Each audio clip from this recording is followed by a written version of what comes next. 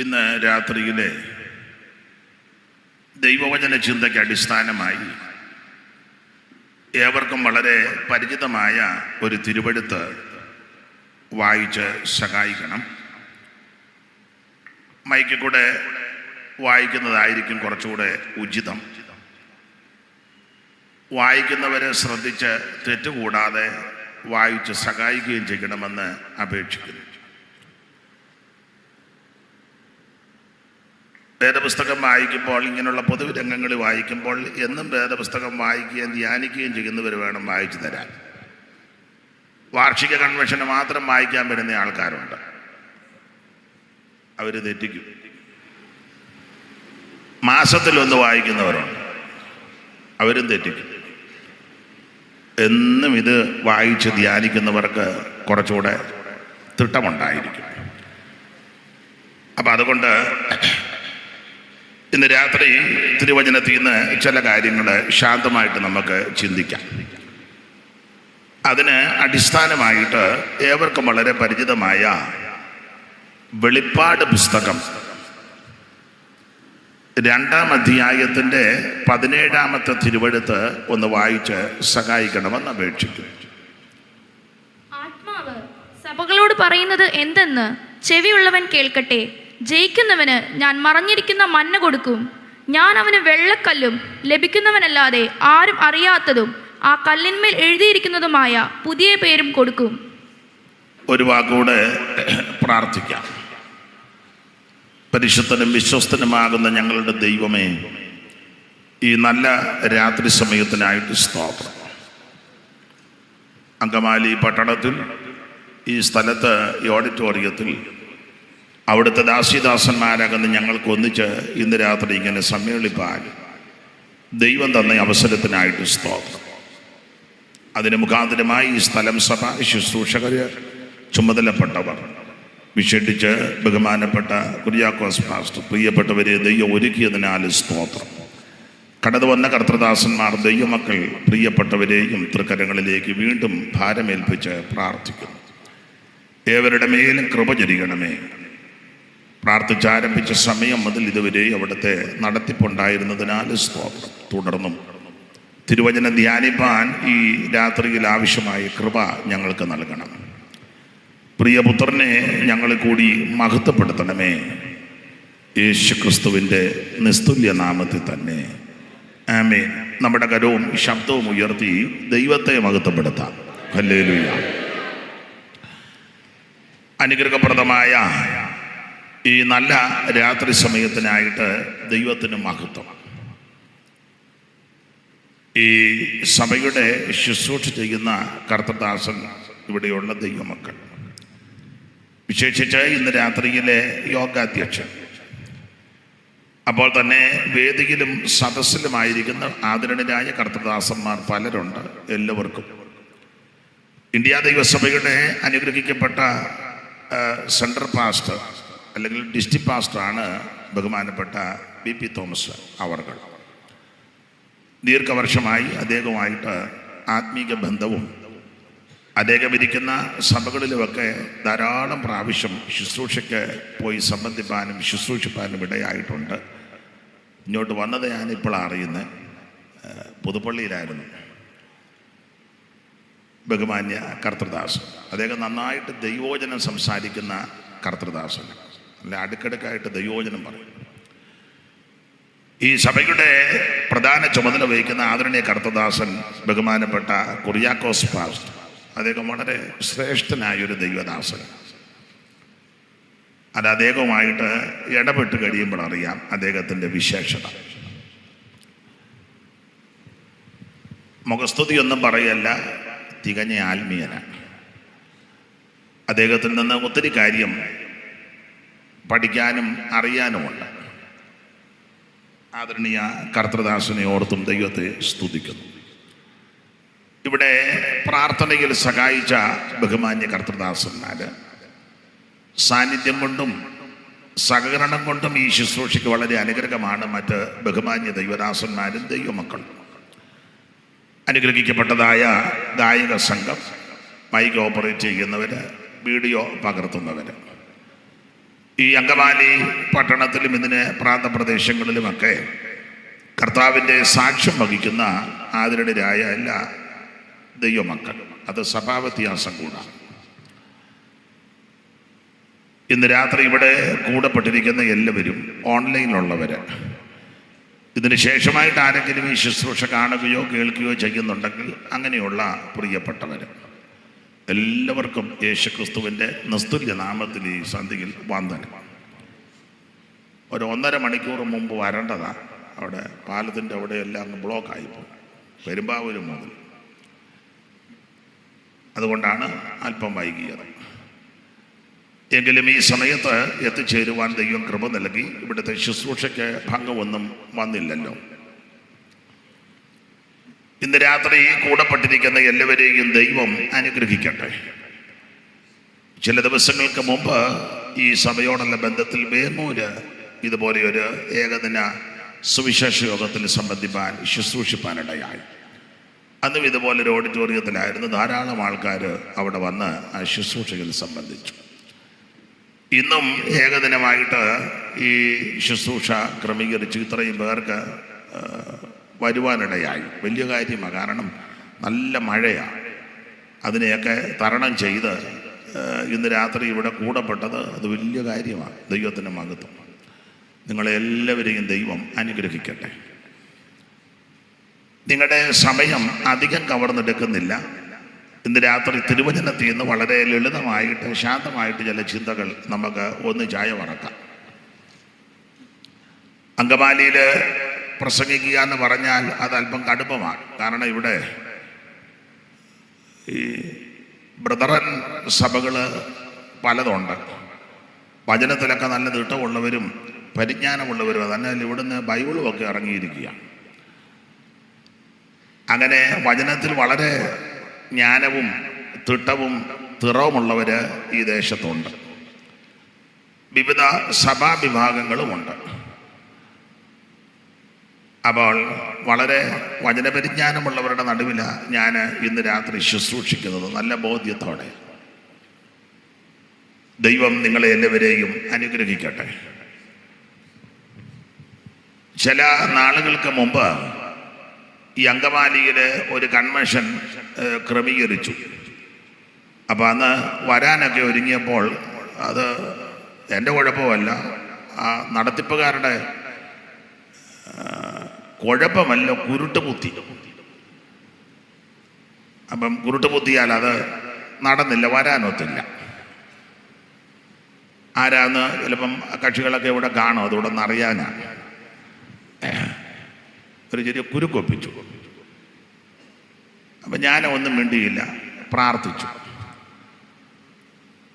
അപ്പോൾ ദൈവത്താൽ ഇന്ന് രാത്രി ഈ സ്ഥലത്ത് ഇങ്ങനെ സാക്ഷിപ്പാനൊരു അവസരം ലഭിച്ചത് വലിയ പദവിയായിട്ട് കരുതുകയാണ്.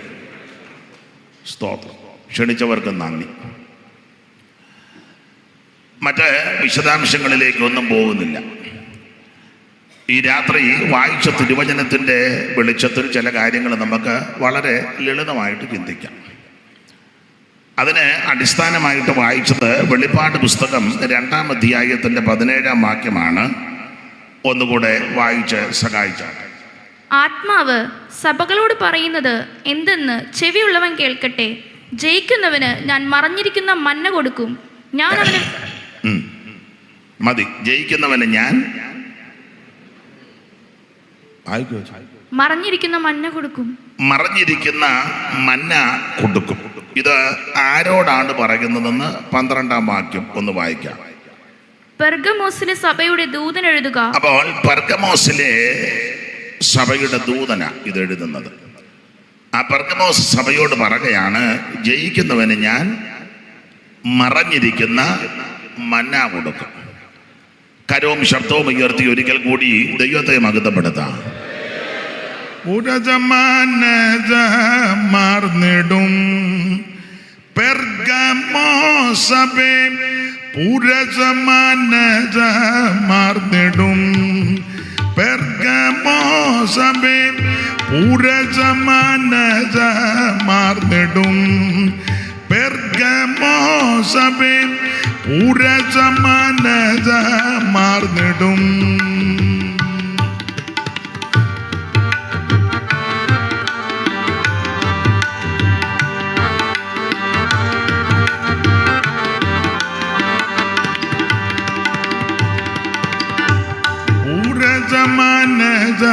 മാർന്നിടും. പെർഗമോ സഭേ പൂരജമാനത മാർന്നിടും. പെർഗമോ സഭേ നീ ശ്രമിക്കനൂടെ വചനം.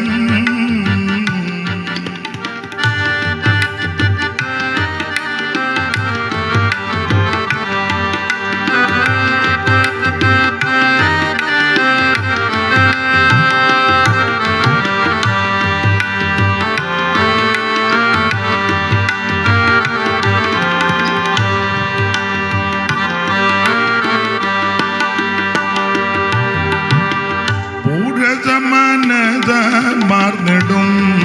പെർഗമോ സഭേ നീ ശ്രമിക്കനൂടെ വചനം.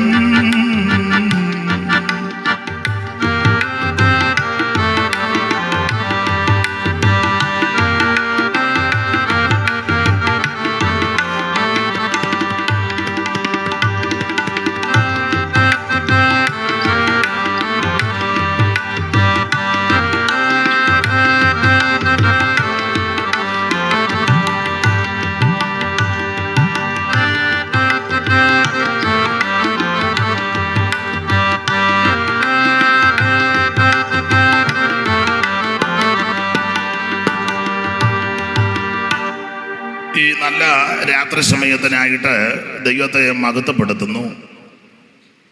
വെളിപ്പാട് പുസ്തകം 2-ാം അധ്യായത്തിന്റെ 17-ാമത്തെ തിരുവെടുത്ത അവിടെ എടുത്തു പറഞ്ഞിരിക്കുകയാണ്, ജയിക്കുന്നവന് ഞാൻ മറഞ്ഞിരിക്കുന്ന മന്ന കൊടുക്കും. നമുക്കറിയാം വേദപുസ്തകത്തിലെ 66 പുസ്തകത്തിലെ ആദ്യ പുസ്തകം ഉൽപ്പത്തി പുസ്തകവും ഒടുവിലത്തെ പുസ്തകം വെളിപ്പാട് പുസ്തകമാണ്. ഈ പുസ്തകങ്ങൾ തമ്മിൽ വളരെ യോജിച്ചാണ് നിൽക്കുന്നത്. എന്നാൽ ഈ പുസ്തകങ്ങൾ എഴുതിയ രണ്ടുപേരും തമ്മിൽ നേരിട്ട് കണ്ടിട്ടുമില്ല.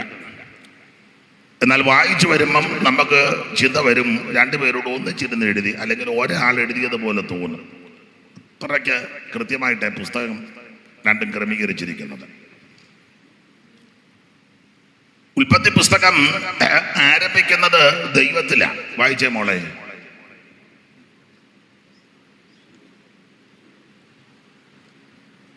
ആദിയിൽ ദൈവം ആകാശവും ഭൂമിയും ആദിയിൽ ദൈവം, അപ്പൊ ദൈവത്തിലാ തുടങ്ങിയത്. എന്നാൽ നമുക്കറിയാം ആ പുസ്തകം അവസാനിക്കുമ്പോൾ ശവപ്പെട്ടിയില്ല. 50-ന്റെ ഒടുവിലത്തെ വാക്യം.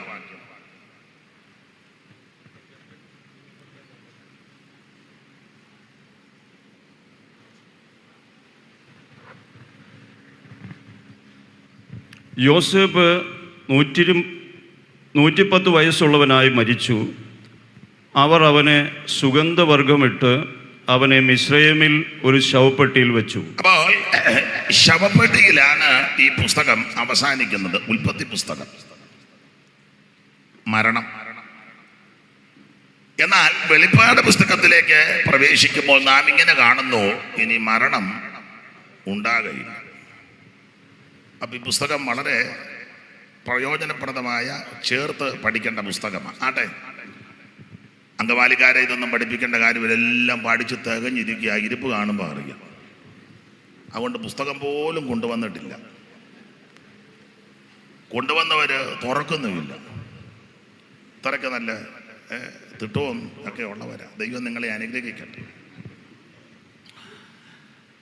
അപ്പോൾ വെളിപ്പാട് പുസ്തകം വളരെ പ്രയോജനമുള്ളൊരു പുസ്തകമാണ്. പുതിയ നിയമത്തിലെ ഏക പ്രവചന പുസ്തകവുമാണ്.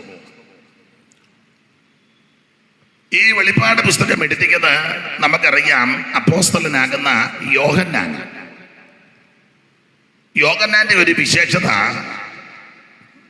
മോശെ ഈ 5 പുസ്തകം എഴുതിയത് പോലെ യോഹന്നാനും ഒരു 5 പുസ്തകം എഴുതി നമുക്കറിയാം. അപ്പോൾ മോശ ഉൽപ്പത്തി, പുറപ്പാട്, ലേവ്യ, സംഖ്യ, ആവർത്തനം 5 പുസ്തകം എഴുതി.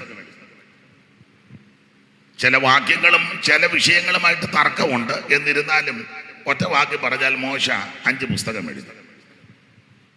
ഒടുവിലത്തെ പുസ്തകം എഴുതിയ യോഹന്നാനും 5 പുസ്തകം എഴുതി. നമുക്കറിയാം യോഹന്നാന്റെ സുവിശേഷം 1, പിന്നെ 3 ലേഖനങ്ങൾ, അങ്ങനെ 1, 3, 4. ഒടുവിൽ ഈ വെളിപ്പാട് പുസ്തകവും എഴുതി. അങ്ങനെ 4, 1, 5. അപ്പൊ ആദ്യ പുസ്തകം എഴുതിയ ആളും 5 പുസ്തകം എഴുതി. ഒടുവിലത്തെ പുസ്തകം എഴുതിയ ആളും 5 പുസ്തകം എഴുതി. പുസ്തകത്തിന് വലിയ നല്ല താരതമ്യ പഠനം ആട്ടെ. യോഹന്നാനെ നമുക്കറിയാം. യോഹന്നാൻ യേശുവിനെ നല്ലതുപോലെ ദർശിച്ചയാളാണ്. വിശേഷിച്ച് വെളിപ്പാട് പുസ്തകത്തിൽ കാണുമ്പോൾ യേശുക്രിസ്തുവിനെ ദർശിക്കുക, തേജസ്കരിക്കപ്പെട്ട യേശുക്രിസ്തു തിരിഞ്ഞപ്പോൾ, അങ്ങനെ 13-ാം വാക്യം വായിച്ച തിരിഞ്ഞപ്പോൾ 1:13.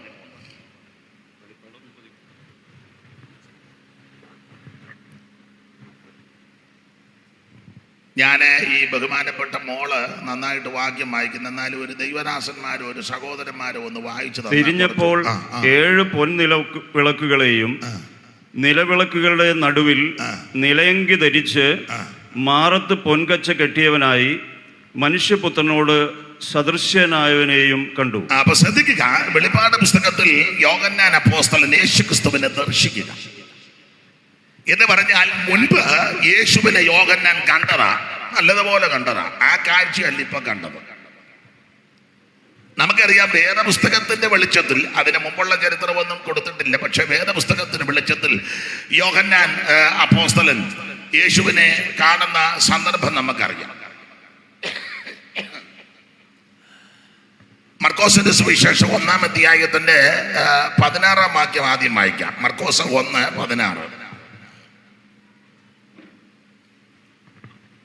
അവൻ ഗലീല കടപ്പുറത്ത് നടക്കുമ്പോൾ ശീമോനും അവന്റെ സഹോദരനായ അന്ത്രയാസും കടലിൽ വല വീശുന്നത് കടലിൽ വല വീശുന്നത് കണ്ടു. അപ്പൊ 2 പേര് വീശുന്നു, വീശുകാരാ. ശിമോൻ പത്രോസും അന്ത്രയോസും വീശുന്നു. അപ്പോൾ യേശു പറഞ്ഞു, എന്നെ അനുഗമിക്കാൻ പറഞ്ഞു. അത് കഴിഞ്ഞ് അങ്ങോട്ട് ചെന്നപ്പോ 2 പേര് വല കെട്ടുന്നു. 19-ാം വാക്യം. അവിടെ നിന്ന് അല്പം മുന്നോട്ട് ചെന്നപ്പോൾ സെബദിയുടെ മകനായ യാക്കോബും അവന്റെ സഹോദരനായ യോഹന്നാനും പടകിലിരുന്ന് വല നന്നാക്കുന്നത് കണ്ടു. 2 പേര് വല നന്നാക്കുന്നു, 2 പേര് വീശുന്നു, 2 പേര് നന്നാക്കുന്നു. 2 പേരെയും ദൈവത്തിന് ആവശ്യമാണ്. 2 പേരെ കൊണ്ട് ദൈവത്തിന് പ്രയോജനമാണ്. അപ്പൊ 2 പേര് വീശുന്നു, 2 പേര് നന്നാക്കുന്നു. നിങ്ങള് നല്ല അറിവുള്ളവരാകുമ്പം പിന്നീട് ചിന്തിച്ചാൽ അറിയാം, കർത്താവ് വളരെ സർവജ്ഞാനിയല്ലേ, ദീർഘവീക്ഷണത്തോടെ ആരംഭത്തിൽ തന്നെ അവസാനം അറിയുന്നവനാ ദൈവം. അപ്പൊ 2 പേര് വീശുന്നു. മീൻ കിട്ടിയോ കിട്ടിയില്ലയോ എന്നുള്ളത് 2ാമത്തെ വിഷയം. പക്ഷെ വീശുന്നുണ്ട്. അപ്പൊ കർത്താവിന് മനസ്സിലായി ഇവര് പ്രയോജനമുള്ളവരാ. വിളിച്ചു. പെന്തക്കോസ്ത് നാൾ വന്നപ്പോൾ ഒരു വീശ് പത്രോസ് 3000 എണ്ണം. തെരഞ്ഞെടുപ്പ് തെറ്റിയില്ല. അപ്പോസ്തലന്മാരിൽ ഇളയവനും ഒടുവിൽ മരിച്ചയാളുമായ യോഹന്നാൻ അപ്പോസ്തലൻ സാധാരണ മരണവുമാണ്. അപ്പൊ താനെ മരിക്കുന്നതിനൊക്കെ മുമ്പ് സഭയ്ക്കകത്ത്, എൻ്റെ കുട്ടനാടൻ ഭാഷയാ, വേറെ മീൻ കയറി ഈ വലയെല്ലാം മുറിക്കാനും കണ്ടിക്കാനും ഒക്കെ നോക്കി. അപ്പോൾ യോഹന്നാൻ വല കെട്ടിക്കൊടുത്തു. കെട്ടിയ കൂട്ടത്തിൽ പുള്ളി പറഞ്ഞു, ഈ ഉപദേശവും കണ്ടല്ലാതെ ഒരുത്തർ ഇതിനകത്ത് വന്നാൽ വീട്ടിൽ പോലും കയറ്റിയേക്കണം. വല കെട്ടി. അപ്പൊ അങ്ങനെയുള്ള ആൾക്കാർ വരും, വല കീറാനും മുറിക്കാനും പൊട്ടിക്കാനും ഒക്കെ വരും. അപ്പോൾ അത് കർത്താവ് ദീർഘവീക്ഷണത്തോടെ കണ്ട് ഇവരെ തെരഞ്ഞെടുത്താൽ വല കിട്ടും. യോഹന്നാൻ അത് നന്നായിട്ട് കൈകാര്യം ചെയ്ത് കെട്ടി. അപ്പോൾ യേശുക്രിസ്തുവിനെ യോഹന്നാൻ അപ്പോസ്തലൻ കാണുന്നത് മുമ്പേ നമ്മൾ വായിച്ചപ്പോൾ കടൽ തീരത്ത് വെച്ച. ഇനി ആ മർക്കോസ് 1:19 ഒന്ന് വായിക്കാം. അവിടെ നിന്ന് അല്പം മുന്നോട്ട് ചെന്നപ്പോൾ സെബദിയുടെ മകനായ യാക്കോബും അവന്റെ സഹോദരനായ യോഹന്നാനും പടകിലിരുന്ന് വല നന്നാക്കുന്നത് കണ്ടു.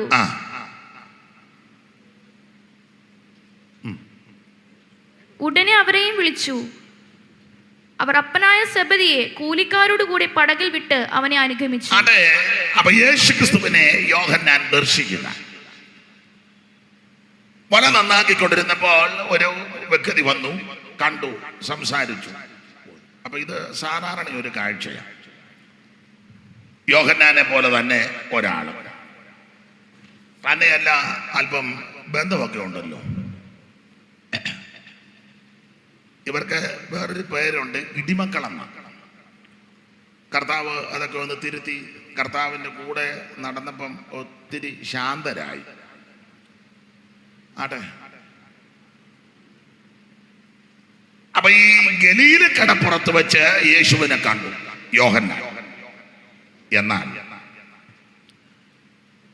യേശുവിന്റെ കൂടെ യാത്ര ചെയ്ത് ചില നാൾ കഴിഞ്ഞപ്പോൾ നമുക്കറിയാം മറുരൂപമലയിൽ വെച്ച് യേശുവിനെ ഒന്ന് കണ്ടു. അത് ഗലീല കടപ്പുറത്ത് കണ്ട കാഴ്ചയല്ല, അല്ല, അത് വിശേഷപ്പെട്ട കാഴ്ചയാണ്. യോഹന്നാന്റെ 1-ാം ലേഖനം 1-ാം അധ്യായത്തിന്റെ 1-2 വാക്യം വായിക്കാം. എല്ലാം അറിവുള്ള വാക്യമായെങ്കിലും ഒന്ന് വായിച്ചോ. ആദ്യം മുതലുള്ളതും ഞങ്ങൾ കേട്ടതും സ്വന്തം കണ്ണുകൊണ്ട് കണ്ടതും. ആദ്യം മുതലുള്ളത് ഞങ്ങൾ കേട്ടതും സ്വന്തം കണ്ണുകൊണ്ട് കണ്ടതും. സ്വന്തം കണ്ണുകൊണ്ട് കണ്ടതും. ഞങ്ങൾ നോക്കിയതും. ഞങ്ങളുടെ കൈ തൊട്ടതും.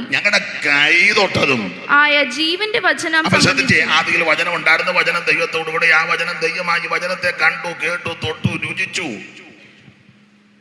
അപ്പൊ ഗലീല കടപ്പുറത്ത് വെച്ച് യേശുവിനെ ഒന്ന് കണ്ടു.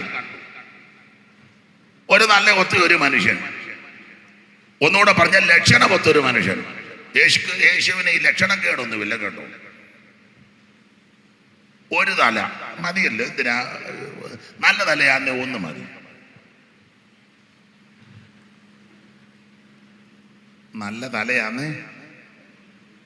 അയ്യോ, ജോസെ ഒരു പാട്ടുണ്ട്, ജോസിനറിയാമോ?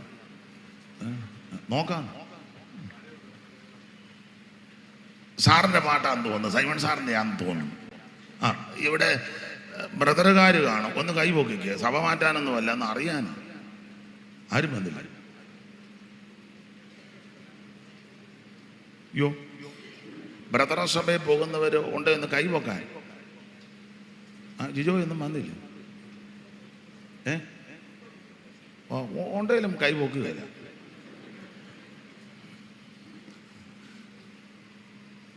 പെന്തിക്കോസുകാർ ഉണ്ട്, കൈ പൊക്കിക്കൈ. മതി. അപ്പോൾ ഒരു പഴയ പാട്ടുണ്ട്, സൈമൺ സാറ് എഴുതിയ സാറിന്റെ പാട്ടാണ്. പാട്ടിന്റെ വരി തങ്ക നിറമെഴും തലയുടയോനേ, തങ്ക നിറമെഴും തലയുടയോനേ, നിങ്ങളിനവണിയുവോ ധന്യരാമേ. തങ്ക നിറമെഴും തലയുടയോനേ,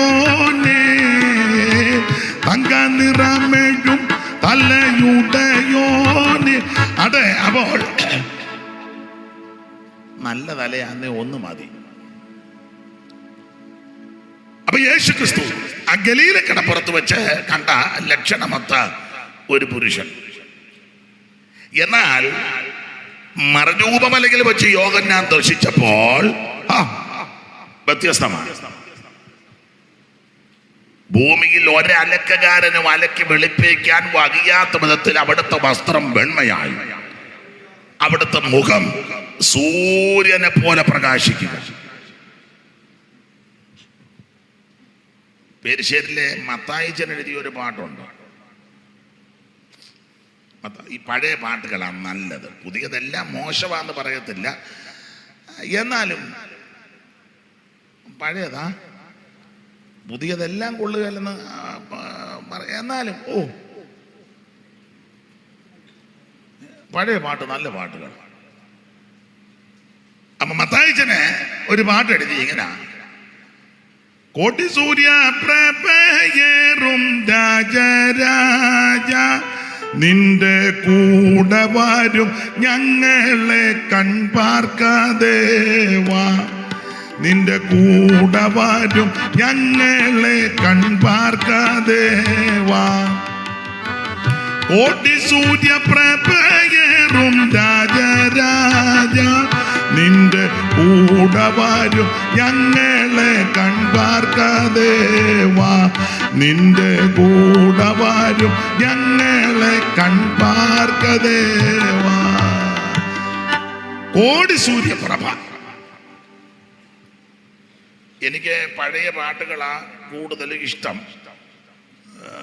ഇങ്ങനെ സംസാരിക്കുന്ന സന്ദർഭത്തിൽ പഴയ പാട്ടുകൾ പാടുന്നെന്നൊന്നും അവകാശപ്പെടുന്നില്ല, ചൊല്ലും. കാരണം പാട്ടുകാരിരിക്കുമ്പോൾ പാടുന്നെന്നൊന്നും പറയാനൊക്കത്തില്ല, ചൊല്ലും. പക്ഷെ ഭയങ്കര അർത്ഥവും അത് ആസ്വദിച്ച് ഒന്ന് പാടിക്കുക, എന്തോ ചൈതന്യമാണെന്നറിയാം. അതെ. അപ്പോൾ മറുരൂപമലയിൽ വെച്ച് യോഹന്നാൻ യേശു ക്രിസ്തുവിനെ ഒന്ന് കണ്ടു. അത് ഗലീലക്കടപ്പുറത്ത് വെച്ച് കണ്ടതുപോലെ അല്ല. ഇന്ന് രാത്രി എല്ലാവരും കർത്താവിനെ ഒന്ന് കാണണേ. അതിനുശേഷമായി ഇടയ്ക്കത്തെ എല്ലാം ഞാനങ്ങ് വിടുക. അതിനുശേഷമായിട്ട് കണ്ടത് കാൽവറിയിൽ ക്രൂശിൽ ആണികളാൽ തൂങ്ങപ്പെട്ട് കിടക്കുന്ന ക്രിസ്തുവിനെ കണ്ടു. മുൻപ് കണ്ട രണ്ട് കാഴ്ചയുമല്ല ഇപ്പൊ കാണുന്നത്. മുൾക്കരിയുടെ ധാരിയായി, മുഖത്തെ രോമമെല്ലാം പിഴുതെടുക്കപ്പെട്ടവനായി, മുതക് ഉഴവുചാല് പോലെ നീളത്തെ കീറപ്പെട്ടവനായി, രക്തധാരധാരയായിട്ട് ഒഴുകി. യെശയ്യാ പ്രവാചകന്റെ ഭാഷയിൽ പറഞ്ഞാൽ കണ്ടാൽ ആളല്ലെന്ന് തോന്നുമാർ വിരൂപമാക്കപ്പെട്ടവനായി. അതുകൊണ്ട് പീലാത്തോസ് വന്ന് പറഞ്ഞൊരു പദമുണ്ട്, ആ മനുഷ്യൻ ഇതാന്ന് പറഞ്ഞു.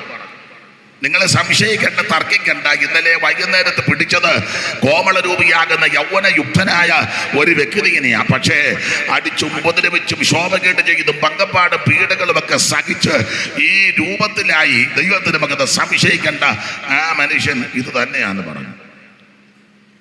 അവിടുന്ന് ക്രൂശിൽ കിടക്കുക, ആണുകളാൽ തൂങ്ങപ്പെട്ടു. നമ്മളൊരു പാട്ട് പാടുമല്ലോ. ഇന്ന് ഇവരുള്ളത് കൊണ്ട് ഇടയ്ക്കിടയ്ക്ക് ഈരണ്ടേ പാടുള്ളൂ. തൂങ്ങിക്കിടക്കുന്നു സ്നേഹസ്വരൂപൻ, തൂങ്ങിക്കിടക്കുന്നു സ്നേഹസ്വരൂപൻ. ഹായനിക്കായി മരിച്ചോ മരിച്ചോ മരിച്ചോ, ഹായനിക്കായി മരിച്ചോ മരി.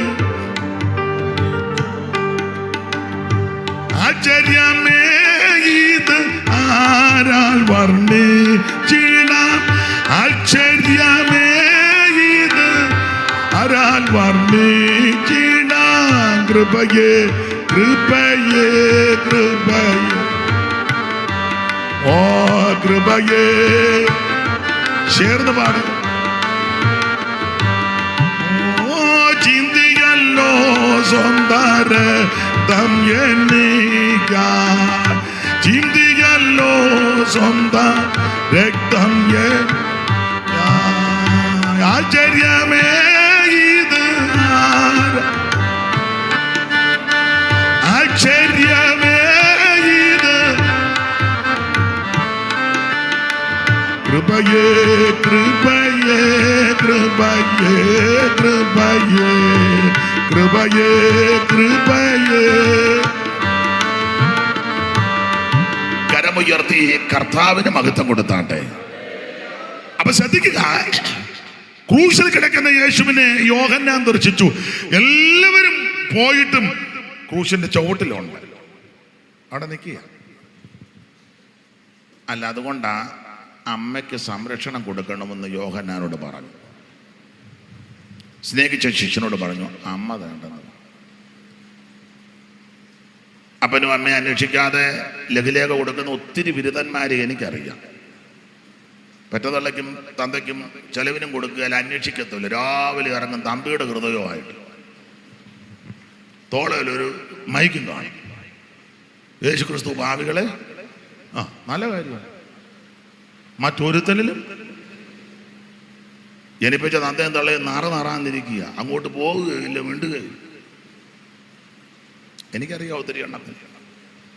ഇതിനകത്തും ചിലപ്പോൾ കാണും ആ ഇരിപ്പ് കണ്ടിട്ട് പരുവക്കേട് ചിലത്.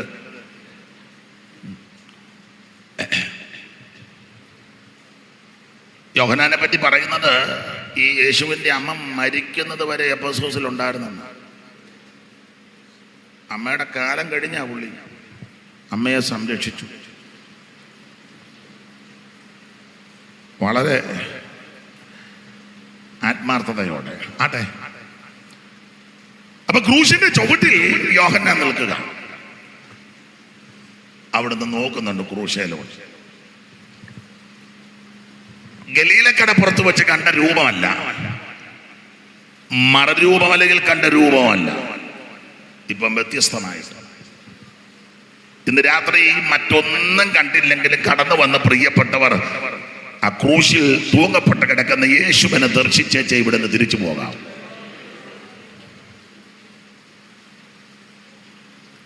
യേശുവിനെ കണ്ടു കഴിഞ്ഞാൽ ഒത്തിരി വ്യത്യാസമാണ് കേട്ടോ. യേശുവിനെ കണ്ടാൽ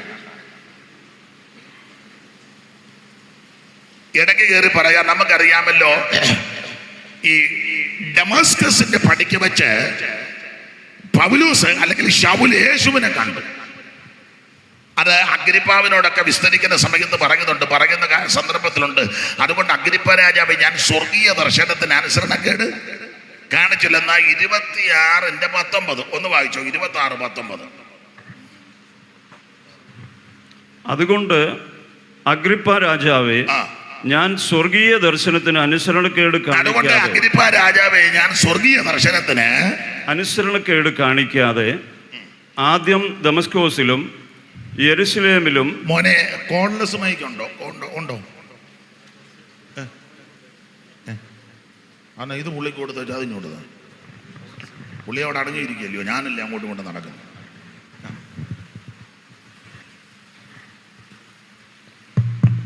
ദൈവത്തിന്റെ മഹത്വം. എന്റെ പരുവത്തിന് അത് കുഴപ്പമില്ലല്ലോ ദൈവരാസനല്ലോ. അദ്ദേഹത്തിനേതായാലും കുഴപ്പമില്ല. അപ്പോൾ പൗലോസ് പറയുകയാ, ശൗലേ, അതുകൊണ്ട് അഗ്രിപ്പ രാജാവേ, ഞാൻ സ്വർഗീയ ദർശനത്തിന് അനുസരണക്കേട് കാണിച്ചില്ല എന്ന് പറഞ്ഞാൽ ഡമസ്കസിന്റെ പടിക്ക് വെച്ച് യേശുവിനെ കണ്ടു. നട്ടുച്ച നേരത്ത് സൂര്യനേക്കാൾ കവിഞ്ഞൊരു പ്രകാശം. യെരൂശലേമിൽ ചെന്ന് മഹാപുരോഹിതന്റെ അധികാരപത്രമെല്ലാം വാങ്ങി വാഹന മൃഗത്തെ എന്റെ പുറത്ത് വാശിയോടെ വരികയാണ്. ഗലാത്യ ലേഖനം പഠിക്കുമ്പോൾ യഹൂദ മതത്തിലെ മുമ്പിലത്തെ നടപ്പ്, മതഭ്രാന്ത് കയറി വരിക. അങ്ങനെ വന്ന ഈ മനുഷ്യൻ നട്ടുച്ച നേരത്ത് ഡമസ്കസിന്റെ പടിക്ക് വെച്ച് യേശുവിനെ കണ്ടു. യേശുവിനെ കണ്ടു കഴിയുമ്പം വലിയ വ്യത്യാസമാണ്. 2 കാര്യം പറയാം, അതേ ഇപ്പോൾ ഒക്കുള്ളൂ. 2 കാര്യം എല്ലാവർക്കും അറിയാമല്ലോ. മുൻകാല ജീവിതം യേശുവിനെ കാണുന്നതിന് മുമ്പ് ഇങ്ങനെയാണ് നമ്മൾ വായിക്കുന്നത്. 7-ാം അധ്യായം അപ്പോസ്തലപ്രവൃത്തി 7:8 ചേർത്ത് പഠിച്ചാൽ, സ്തേഫാനോസിനെ കല്ലെറിയാൻ പോയ ആൾക്കാരുടെ വസ്ത്രമെല്ലാം ശൗൽ എന്ന പേരുള്ള ഒരു ബാല്യക്കാരൻ ഈ കക്ഷിയാ സൂക്ഷിച്ചത്. 8-ാം അധ്യായത്തിന്റെ 1 വായിക്കുന്നത്, അവനെ കൊന്നത് ശൗലിന് സമ്മതമായി. എന്റെ ഭാഷ പറഞ്ഞാൽ 3-ാം വാക്യം ഒന്ന് വായിച്ചേ. 8:3 ഒന്ന് വായിച്ചേ ദൈവദാസനെ. എന്നാൽ ശൗൽ വീട് തോറും ചെന്ന് പുരുഷന്മാരെയും സ്ത്രീകളെയും പിടിച്ചിഴച്ച് തടവിൽ ഏൽപ്പിച്ചുകൊണ്ട് സഭയെ മുടിച്ചു പോന്നു. അപ്പോൾ ഈ മാർഗക്കാരുടെ വീട്ടിൽ കയറി അവരെ പിടിച്ച് വലിച്ച് ഇഴച്ച് ഉപദ്രവിക്കുക പുള്ളിയുടെ തോടില്. അങ്ങനെ ഇരിക്കുമ്പോൾ ആ യേശുവിനെ കണ്ടേ. നീ ആരാകുന്ന കർത്താവേ? ഉടനെ മറുപടി, നീ ഉപദ്രവിക്കുന്ന നസറായനാകുന്ന യേശു ക്രിസ്തു. അപ്പോൾ നിങ്ങൾക്കറിയാം യേശുവിനെ കണ്ടു. കാണുന്നതിന് മുമ്പ് വീട് കയറി ഇങ്ങനെയുള്ളവരെ വലിച്ചഴച്ച് ഉപദ്രവിക്കുക. എന്നാൽ യേശുവിനെ കണ്ടു കഴിഞ്ഞപ്പോഴോ ആ 9:19 ഒന്ന് വായിച്ച്. 9:19 അപ്പോസ്തല പ്രവൃത്തി. അവൻ ദമസ്കോസിലുള്ള ശിഷ്യന്മാരോട് കൂടെ കുറെ നാൾ പാർത്തു. എങ്ങനുണ്ട്? യേശുവിനെ കാണുന്നതിന് മുമ്പ് ഇങ്ങനെയുള്ള ശിഷ്യന്മാരെ ഉപദ്രവിക്കുന്നവനാ. എന്നാൽ യേശുവിനെ കണ്ടു കഴിഞ്ഞപ്പോൾ അങ്ങനെയുള്ളവരോട് കൂടെ താമസിക്കുന്നു. എങ്ങനുണ്ട്? ഇത് യേശുവിനെ കാണുമ്പോൾ ഇങ്ങനെ സ്വഭാവത്തിന് മാറ്റം വരും. നമുക്ക് ഇത് കാണുന്നതിന് മുന്നേ ഇത് തന്നെ സ്വഭാവം കണ്ടു കഴിഞ്ഞു. മാനസാന്തരം എന്ന് പറയുന്നതിൻ്റെ ഒരു പ്രയോഗം തന്നെ തിരിഞ്ഞു വരിക എന്നുള്ളതാണല്ലോ, ഇല്ലയോ? തിരിഞ്ഞു വരണം. തിരിഞ്ഞ് എന്ന് പറഞ്ഞാൽ ദൈവത്തിങ്കിലേക്ക് തിരിയണമെന്ന്. ആണ്ട് അപ്പോസ്തല പ്രവൃത്തി 3-ാം അധ്യായത്തിൻ്റെ 19 ഒന്ന് വായിച്ചു. അറിവുള്ള വാക്യമെങ്കിലും ഒന്ന് വായിച്ചു. 3:19. ആകയാൽ നിങ്ങളുടെ പാപങ്ങൾ മാഞ്ഞു കിട്ടേണ്ടതിന് മാനസാന്തരപ്പെട്ട് തിരിഞ്ഞുകൊള്ളണം. അപ്പൊ തിരിയണം. അതാ മാനസാന്തരം. തിരിഞ്ഞു വരണമെന്ന്. അപ്പൊ ഈ ശൗല് ഡമസ്കസിന്റെ പടിക്ക വെച്ച് യേശുവിനെ കണ്ടു, മാനസാന്തരപ്പെട്ടു. മാനസാന്തരപ്പെടുന്നതിന് മുമ്പ് ഈ ആൾക്കാരെ പിടിച്ചു വലിച്ചടച്ച് ഉപദ്രവിക്കുക. ഇങ്ങനെയുള്ള ആൾക്കാരെ കണ്ട പുള്ളി തല്ലും. എന്നാൽ യേശുവിനെ കണ്ടു കഴിഞ്ഞപ്പം ഇങ്ങനെയുള്ള ആൾക്കാരുടെ കൂടെ താമസിക്കുക. ഡമസ്കസിലുള്ള ശിഷ്യന്മാരോട് കൂടെ കുറെ നാൾ പാർത്താ മാനസാന്തരം. ഒരു കാര്യം കൂടെ പറഞ്ഞ ആ ഭാഗം വിടാം. അല്ല, മാനസാന്തരപ്പെട്ടവരാണെന്ന് ചിന്തിച്ചോണം കേട്ടോ. ഇപ്പോഴും ചില വീട്ടുകാരുമായിട്ട് മിണ്ടാത്തവരുണ്ട്. ഒരു സഭയെ കൂടുക, മിണ്ടുകയല്ല. ഒരു സഭയെ നടി ഉണ്ടാക്കി അടുത്ത സഭ തുടങ്ങി. കൺവെൻഷൻ ഇപ്പം വന്നാലും അവരെ കാണുമ്പോൾ നേരെ പെടലി വെട്ടിച്ചിരിക്കും. ഇതിനകത്തും കാണും. എന്നിട്ട് പറഞ്ഞു ഞാൻ 82 മാനസാന്തരപ്പെട്ടെന്നും. മാനസാന്തരപ്പെട്ടാൽ ഇങ്ങനെയൊക്കെ സ്വഭാവത്തിന് വ്യത്യാസം വരും. 2 അതുകൂടെ പറഞ്ഞ ആ ഭാഗം വിടാം. 8-ാം അധ്യായത്തിന്റെ 3-ാം വാക്യം ഒന്നുകൂടെ ഒന്ന് വായിച്ചു. എന്നാൽ ശൗൽ വീട് തോറും ചെന്ന് പുരുഷന്മാരെയും സ്ത്രീകളെയും പിടിച്ചിഴച്ച് തടവിൽ ഏൽപ്പിച്ചുകൊണ്ട് സഭയെ മുടിച്ചു പോകുന്നു. അപ്പൊ ഇങ്ങനെ ചിന്തിച്ചോ, വീട് തോറും കയറി ഉപദ്രവിക്കുക ശൗല്. എന്നാൽ ഡമസ്കസിന്റെ പടിക്ക വെച്ച് യേശുവിനെ കണ്ടു കഴിഞ്ഞപ്പോൾ പിന്നത്തേതിൽ എഴുതിയിരിക്കുന്ന ഒരു പ്രയോഗമുണ്ട്. സെന്റ് ഓഫ് മീറ്റിങ്ങിന് പറഞ്ഞതാ. അവിടെ അപ്പോസ്തല പ്രവർത്തകരുടെ പുസ്തകം 20-ാം അധ്യായത്തിന്റെ 17 മുതൽ വായിക്കണം. അപ്പം മനസ്സിലാകും. എഫെസോസിൽ 3 കൊല്ലം വേല ചെയ്തു പോയപ്പോ പറഞ്ഞതാ.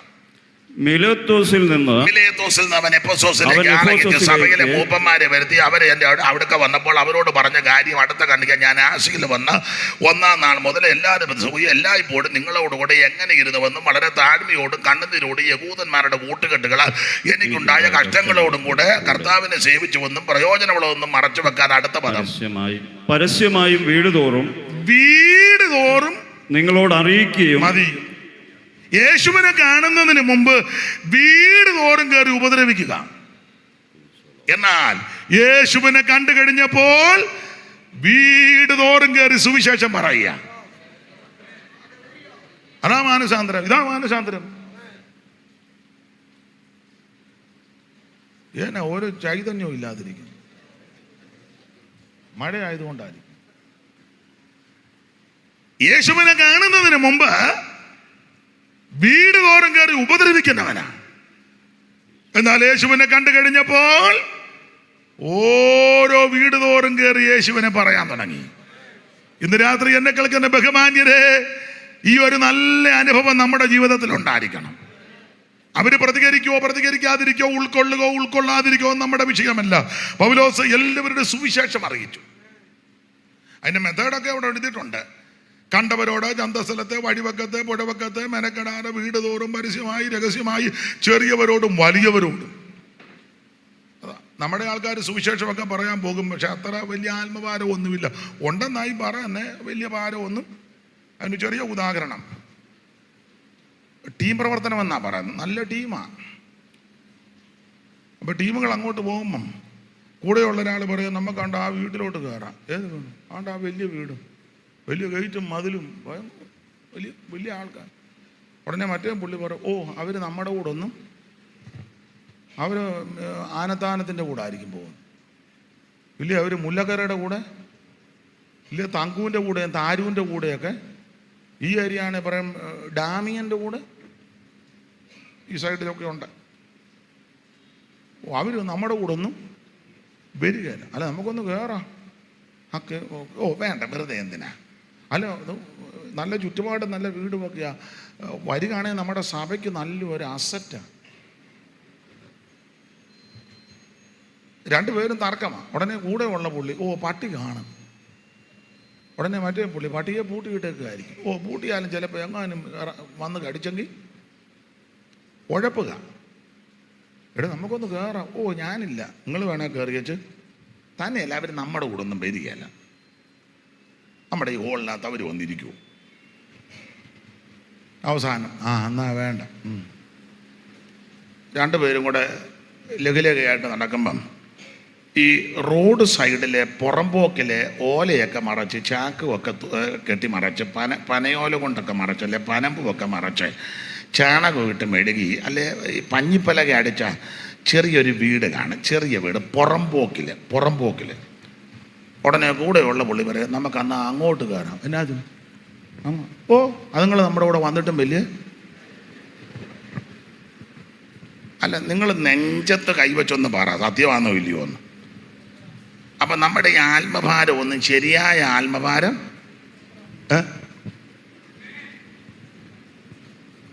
അല്ല. എന്നാ മുഖമെല്ലാം വല്ലാതിരിക്കുന്നു? ഉള്ള കാര്യമാണ് പറഞ്ഞത്, ഉള്ളതാണ്. അവർ വരികയാണെങ്കിൽ നമ്മുടെ സഭയ്ക്ക് ഒരു അസറ്റാ. വരികയല്ല. ഇവർ വരും, ഓ അവർ വേണ്ട.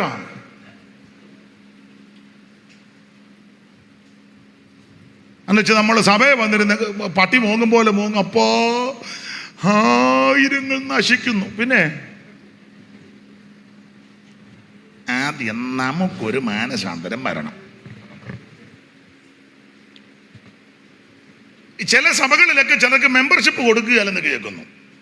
കൊടുക്കുകയല്ല. ഒരു മെമ്പർഷിപ്പിന് കൊടുത്താൽ ഉടനെ അവർ അപേക്ഷ കൊടുക്കും, നോക്കും അതെങ്ങനെ നമ്മുടെ ഇതിന് പറ്റുന്നതാണോ എന്ന്. നമ്മുടെ ഇതിന് എന്നാ അതിന് പറയുന്നത്, നമ്മുടെ സ്റ്റാറ്റസ്. എനിക്ക് ഇംഗ്ലീഷ് വലിയ വശമില്ല, അതായി കുഴപ്പം.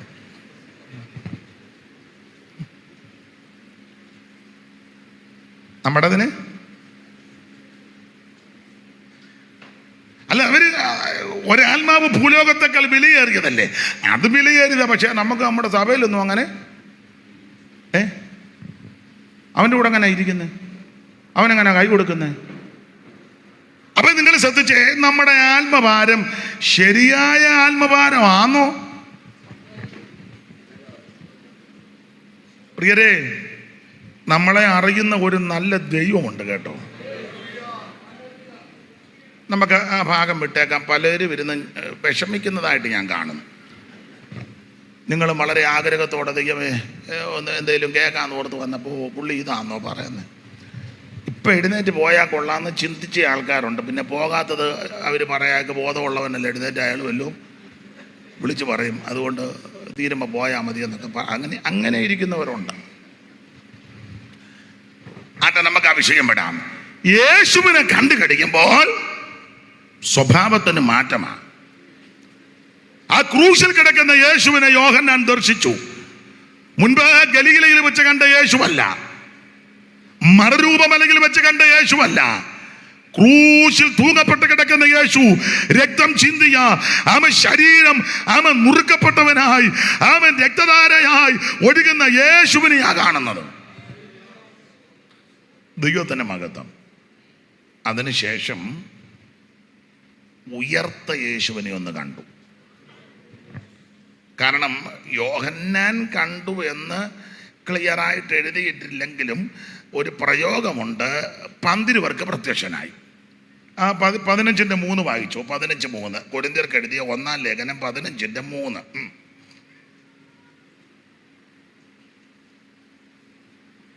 ക്രിസ്തു നമ്മുടെ പാപങ്ങൾക്ക് വേണ്ടി, യേശു ക്രിസ്തു നമ്മുടെ പാപങ്ങൾക്ക് വേണ്ടി തിരുവെടുത്തുകളും പ്രകാരം മരിച്ചു അടക്കപ്പെട്ട് തിരുവെടുത്തുകളും പ്രകാരം 3-ാം നാൾ ഉയർത്തെഴുന്നേറ്റ് കേഫാവിനും പിന്നെ പന്തിരുവർക്കും അപ്പൊ പന്തിരുവർക്ക് പ്രത്യക്ഷപ്പെട്ടു.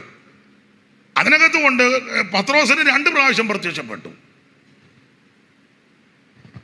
കേബാവിനും പിന്നെ പന്തിരുവർക്കും. പന്തിരുവട്ടിപ്പെട്ട ആളാന്നല്ലോ കേബാവ്. പക്ഷെ കേബാവിന് സ്പെഷ്യലായിട്ട് പ്രത്യക്ഷപ്പെട്ടു. വിശദീകരിക്കുന്നില്ല, അറിയാമല്ലോ. അത് ഒരു പുലർച്ചയ്ക്കാണ്. പുലർച്ചെ പ്രത്യക്ഷപ്പെട്ടു. അതിന് ഒരു കാരണമുണ്ട്. ഒരു പുലർച്ചയായി യേശുവിനെ തള്ളി പറഞ്ഞത്. ആ ടൈം നോക്കി കർത്താവ് പ്രത്യക്ഷപ്പെട്ടു. അപ്പോൾ പന്തിരുവർക്ക് യേശു പ്രത്യക്ഷപ്പെട്ടു. അപ്പൊ യോഹന്നാൻ ഉയർത്തെഴുന്നേറ്റ് യേശുവിനെ ഒന്ന് കണ്ടു. ഗലീലയിൽ വെച്ച് കണ്ടു, മറുരൂപമലയിൽ വെച്ച് കണ്ടു, ക്രൂശിൽ കിടന്ന ക്രിസ്തുവിനെ കണ്ടു. ആമേൻ. ഉയർത്തെഴുന്നേറ്റ് യേശുവിനെയും കണ്ടു. എന്നാൽ വെളിപ്പാട് പുസ്തകം 1-ാം അധ്യായത്തിൽ കണ്ടത് ഇതിനെല്ലാം വ്യത്യസ്തമായ നിലയിലാണ് യേശുവിനെ കാണുന്നത്. നമുക്കറിയാം, വെളിപ്പാട് പുസ്തകം 22 അധ്യായമുണ്ട്. ഇത് പത്മോസിൽ വെച്ച് യോഹന്നാന് ലഭിച്ച ദർശനങ്ങളാണ്. യേശു ക്രിസ്തുവിൻ്റെ വെളിപ്പാട്. അങ്ങനെയാണ് നമ്മൾ വായിക്കുന്നത്. കർത്താവിൻ്റെ മഹത്വം. ഓരോ അധ്യായത്തിലും സ്തോത്രം പ്രത്യേക വിഷയങ്ങൾ തരംതിരിച്ചാണ് നമ്മൾ സാധാരണ പഠിക്കുന്നത്. ഈ വെളിപ്പാട് പുസ്തകം നന്നായിട്ട് പഠിപ്പിക്കുന്ന, പ്രസംഗിക്കുന്ന, ഓരോ വാക്കുമെടുത്ത് നന്നായിട്ട് പറയുന്ന ധാരാളം ദൈവദാസന്മാർ നമ്മുടെ ഇടയിലുണ്ട്. അവരെയൊക്കെ ഓർത്ത് ഞാൻ ദൈവത്തെ സ്തുതിക്കുന്നു. അതുകൊണ്ട് ഞാൻ ആ ഭാഗത്തേക്ക് അധികം കൈവെക്കുന്നില്ല. എന്തിനാ പഴയ ആൾക്കാർ പറഞ്ഞ വയ്യാത്ത പട്ടി കയ്യാല നമുക്കറിയാവുന്ന കാര്യം മതിയല്ലോ. അതൊക്കെ നല്ല ജ്ഞാനമുള്ളവരുണ്ട്. ദൈവം അവരെ ബലപ്പെടുത്തട്ടെ. അപ്പോൾ ഓരോ അധ്യായത്തിലും നമ്മൾ പ്രത്യേകമായിട്ട് പഠിക്കാറുണ്ട്. 1-ാം അധ്യായം തേജസ്കരിക്കപ്പെട്ട യേശു ക്രിസ്തു. 2-3 അധ്യായം 7 സഭയ്ക്കുള്ള ദൂത. 4-ാം അധ്യായത്തിൽ യോഹന്നാനെ മുകളിലോട്ട് വിളിക്കുക. 5-ാം അധ്യായത്തിൽ അവന് വീണ്ടെടുപ്പിൻ്റെതായ സംഭവം നമ്മൾ കാണുന്നുണ്ട്. 6-ാം അധ്യായത്തിൽ 7 മുദ്രയിൽ 6 മുദ്ര പൊട്ടിക്കുന്നു. 7-ാം അധ്യായത്തിൽ 144,000 പേര് ദർശിക്കുന്നു. 8-ാം അധ്യായത്തിൽ 7-ാം മുദ്ര പൊട്ടിക്കുകയും കാഹളങ്ങൾ മീട്ടുന്നതായിട്ട് നമ്മൾ ദർശിക്കുന്നു. 9-ാം അധ്യായത്തിൽ യൂഫ്രട്ടീസ് നദീതീരത്ത് ബന്ധിച്ച ദൂതനെ അടിച്ചുവിടുന്നു. 10-ാം അധ്യായത്തിൽ ചെറുപുസ്തകം വാങ്ങി ഭക്ഷിക്കുന്നു. 11-ാം അധ്യായം 2 സാക്ഷികൾ.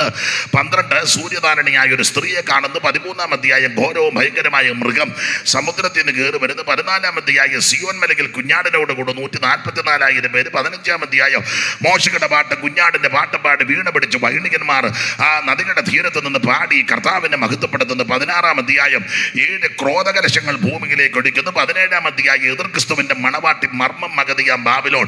18-ാം അധ്യായം വാണിജ്യ ബാബിലോണിന്റെ അതപ്പതനം നശിക്കുന്നു. 1 മണിക്കൂർ കൊണ്ട് കത്തിച്ചാമ്പലാകുന്നു. 19 കുഞ്ഞാടിന്റെ കല്യാണം. 20 1000 ആണ്ട് വാഴ്ച. 21 പുതിയ യെരൂശലേം. 22 ഒറ്റ വാക്ക് പറഞ്ഞാൽ നിത്യത. ഇങ്ങനെയാണ് ഓടിച്ച് നമ്മൾ ചിന്തിക്കുന്നത്.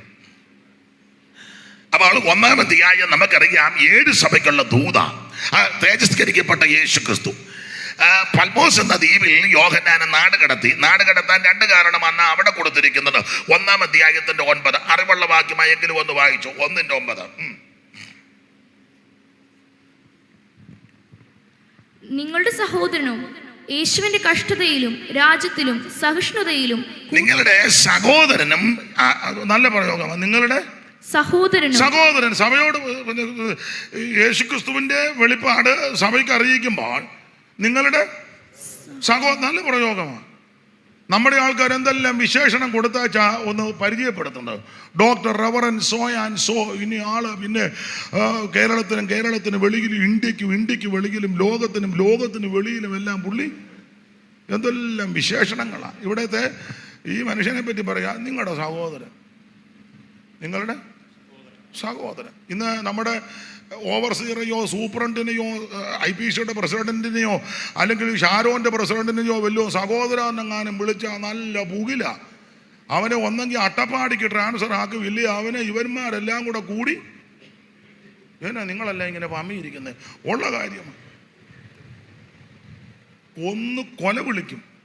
അതുകൊണ്ട് വരുന്ന ഉപദേശിമാരെല്ലാം അങ്ങ് താങ്ങുക. ശ്രേഷ്ഠദാസൻ, വിലയേറിയ ദാസൻ, അതിനെ പുള്ളി തന്നെ ഇങ്ങനെ പൊങ്ങുക. മഹത്വമൊക്കെ ദൈവത്തിനാ കേട്ടോ. അല്ല, ചിലരെ ഇങ്ങനെ പൊക്കിയില്ലെങ്കിൽ അവന് പിന്നെ പണി കൊടുക്കും. അത് പേടിച്ച് ഒരു കൺവെൻഷന് തന്നെ വരുന്നവരെല്ലാം ഈ പ്രസിഡന്റിനെ അങ്ങ് പൊക്കുക. Overseer, superintendent, president. അതല്ല, ഇവർ പറയണം, ബ്രദറെ ആരേലും ഒരു വാക്കൊന്ന് പറഞ്ഞു, പിന്നെ അധികം വരുന്നവനെല്ലാം കയറി പറയേണ്ട കാര്യമൊന്നുമില്ല. ഞാൻ ഈ നന്ദിവാചകം പറയുന്നതിനോട് എനിക്ക് വലിയ താല്പര്യമില്ല. ഏതാ കൺവെൻഷനൊക്കെ എല്ലാവരും അങ്ങ് നന്ദിവാചകം. എന്തിനു? നമ്മളെല്ലാം കൂടെ ദൈവത്തിന് നന്ദി പറയണം. ഇപ്പൊ എനിക്ക് നന്ദി പറയേണ്ട ഒരു കാര്യവുമില്ല. അതിനാ ഞാനും ദൈവദാസനും നമ്മളെല്ലാം കൂടെ ദൈവത്തിന് നന്ദി പറയണം. ചില പറയുന്നുണ്ട്, തിരക്കുകളുടെ നടുവിൽ ബദ്ധപ്പാടുന്ന എന്തോ തിരക്ക്. ഇതല്ലേ നമ്മുടെ പണി? ഇതിനിടയ്ക്ക് വേറെ പണി വല്ലതും ഉണ്ടോ? നമ്മളെ ഏൽപ്പിച്ച കാര്യം നമ്മൾ കൃത്യമായിട്ട് ചെയ്യുന്നില്ല. അപ്പൊ ഞാൻ ദൈവത്തിന് നന്ദി പറയണം. എൻ്റെ ഈ പോയിന്റ് ഇഷ്ടം പോലെ ഉണ്ട്, ആരെങ്കിലും വിളിച്ചില്ലെങ്കിലോ. അപ്പൊ ആദ്യം ദൈവത്തിന് നന്ദി പറയണം. പിന്നെ വരുന്നവര് ഈ നടത്തിപ്പുകാർക്കാണ് നന്ദി പറയണ്ടേ. നമ്മുടെ പേര് മറന്നുപോയി. ഇവിടുത്തെ പാസ്റ്റർ ആരാ? കുര്യാച്ചൻ എവിടെ പോയി? കുര്യാച്ചൻ മുങ്ങിയോ? അല്ല, ഇത് കറിയാമ്പ. നമ്മളാ ഇവിടെ വന്നിരിക്കും. എവിടെ പോയി?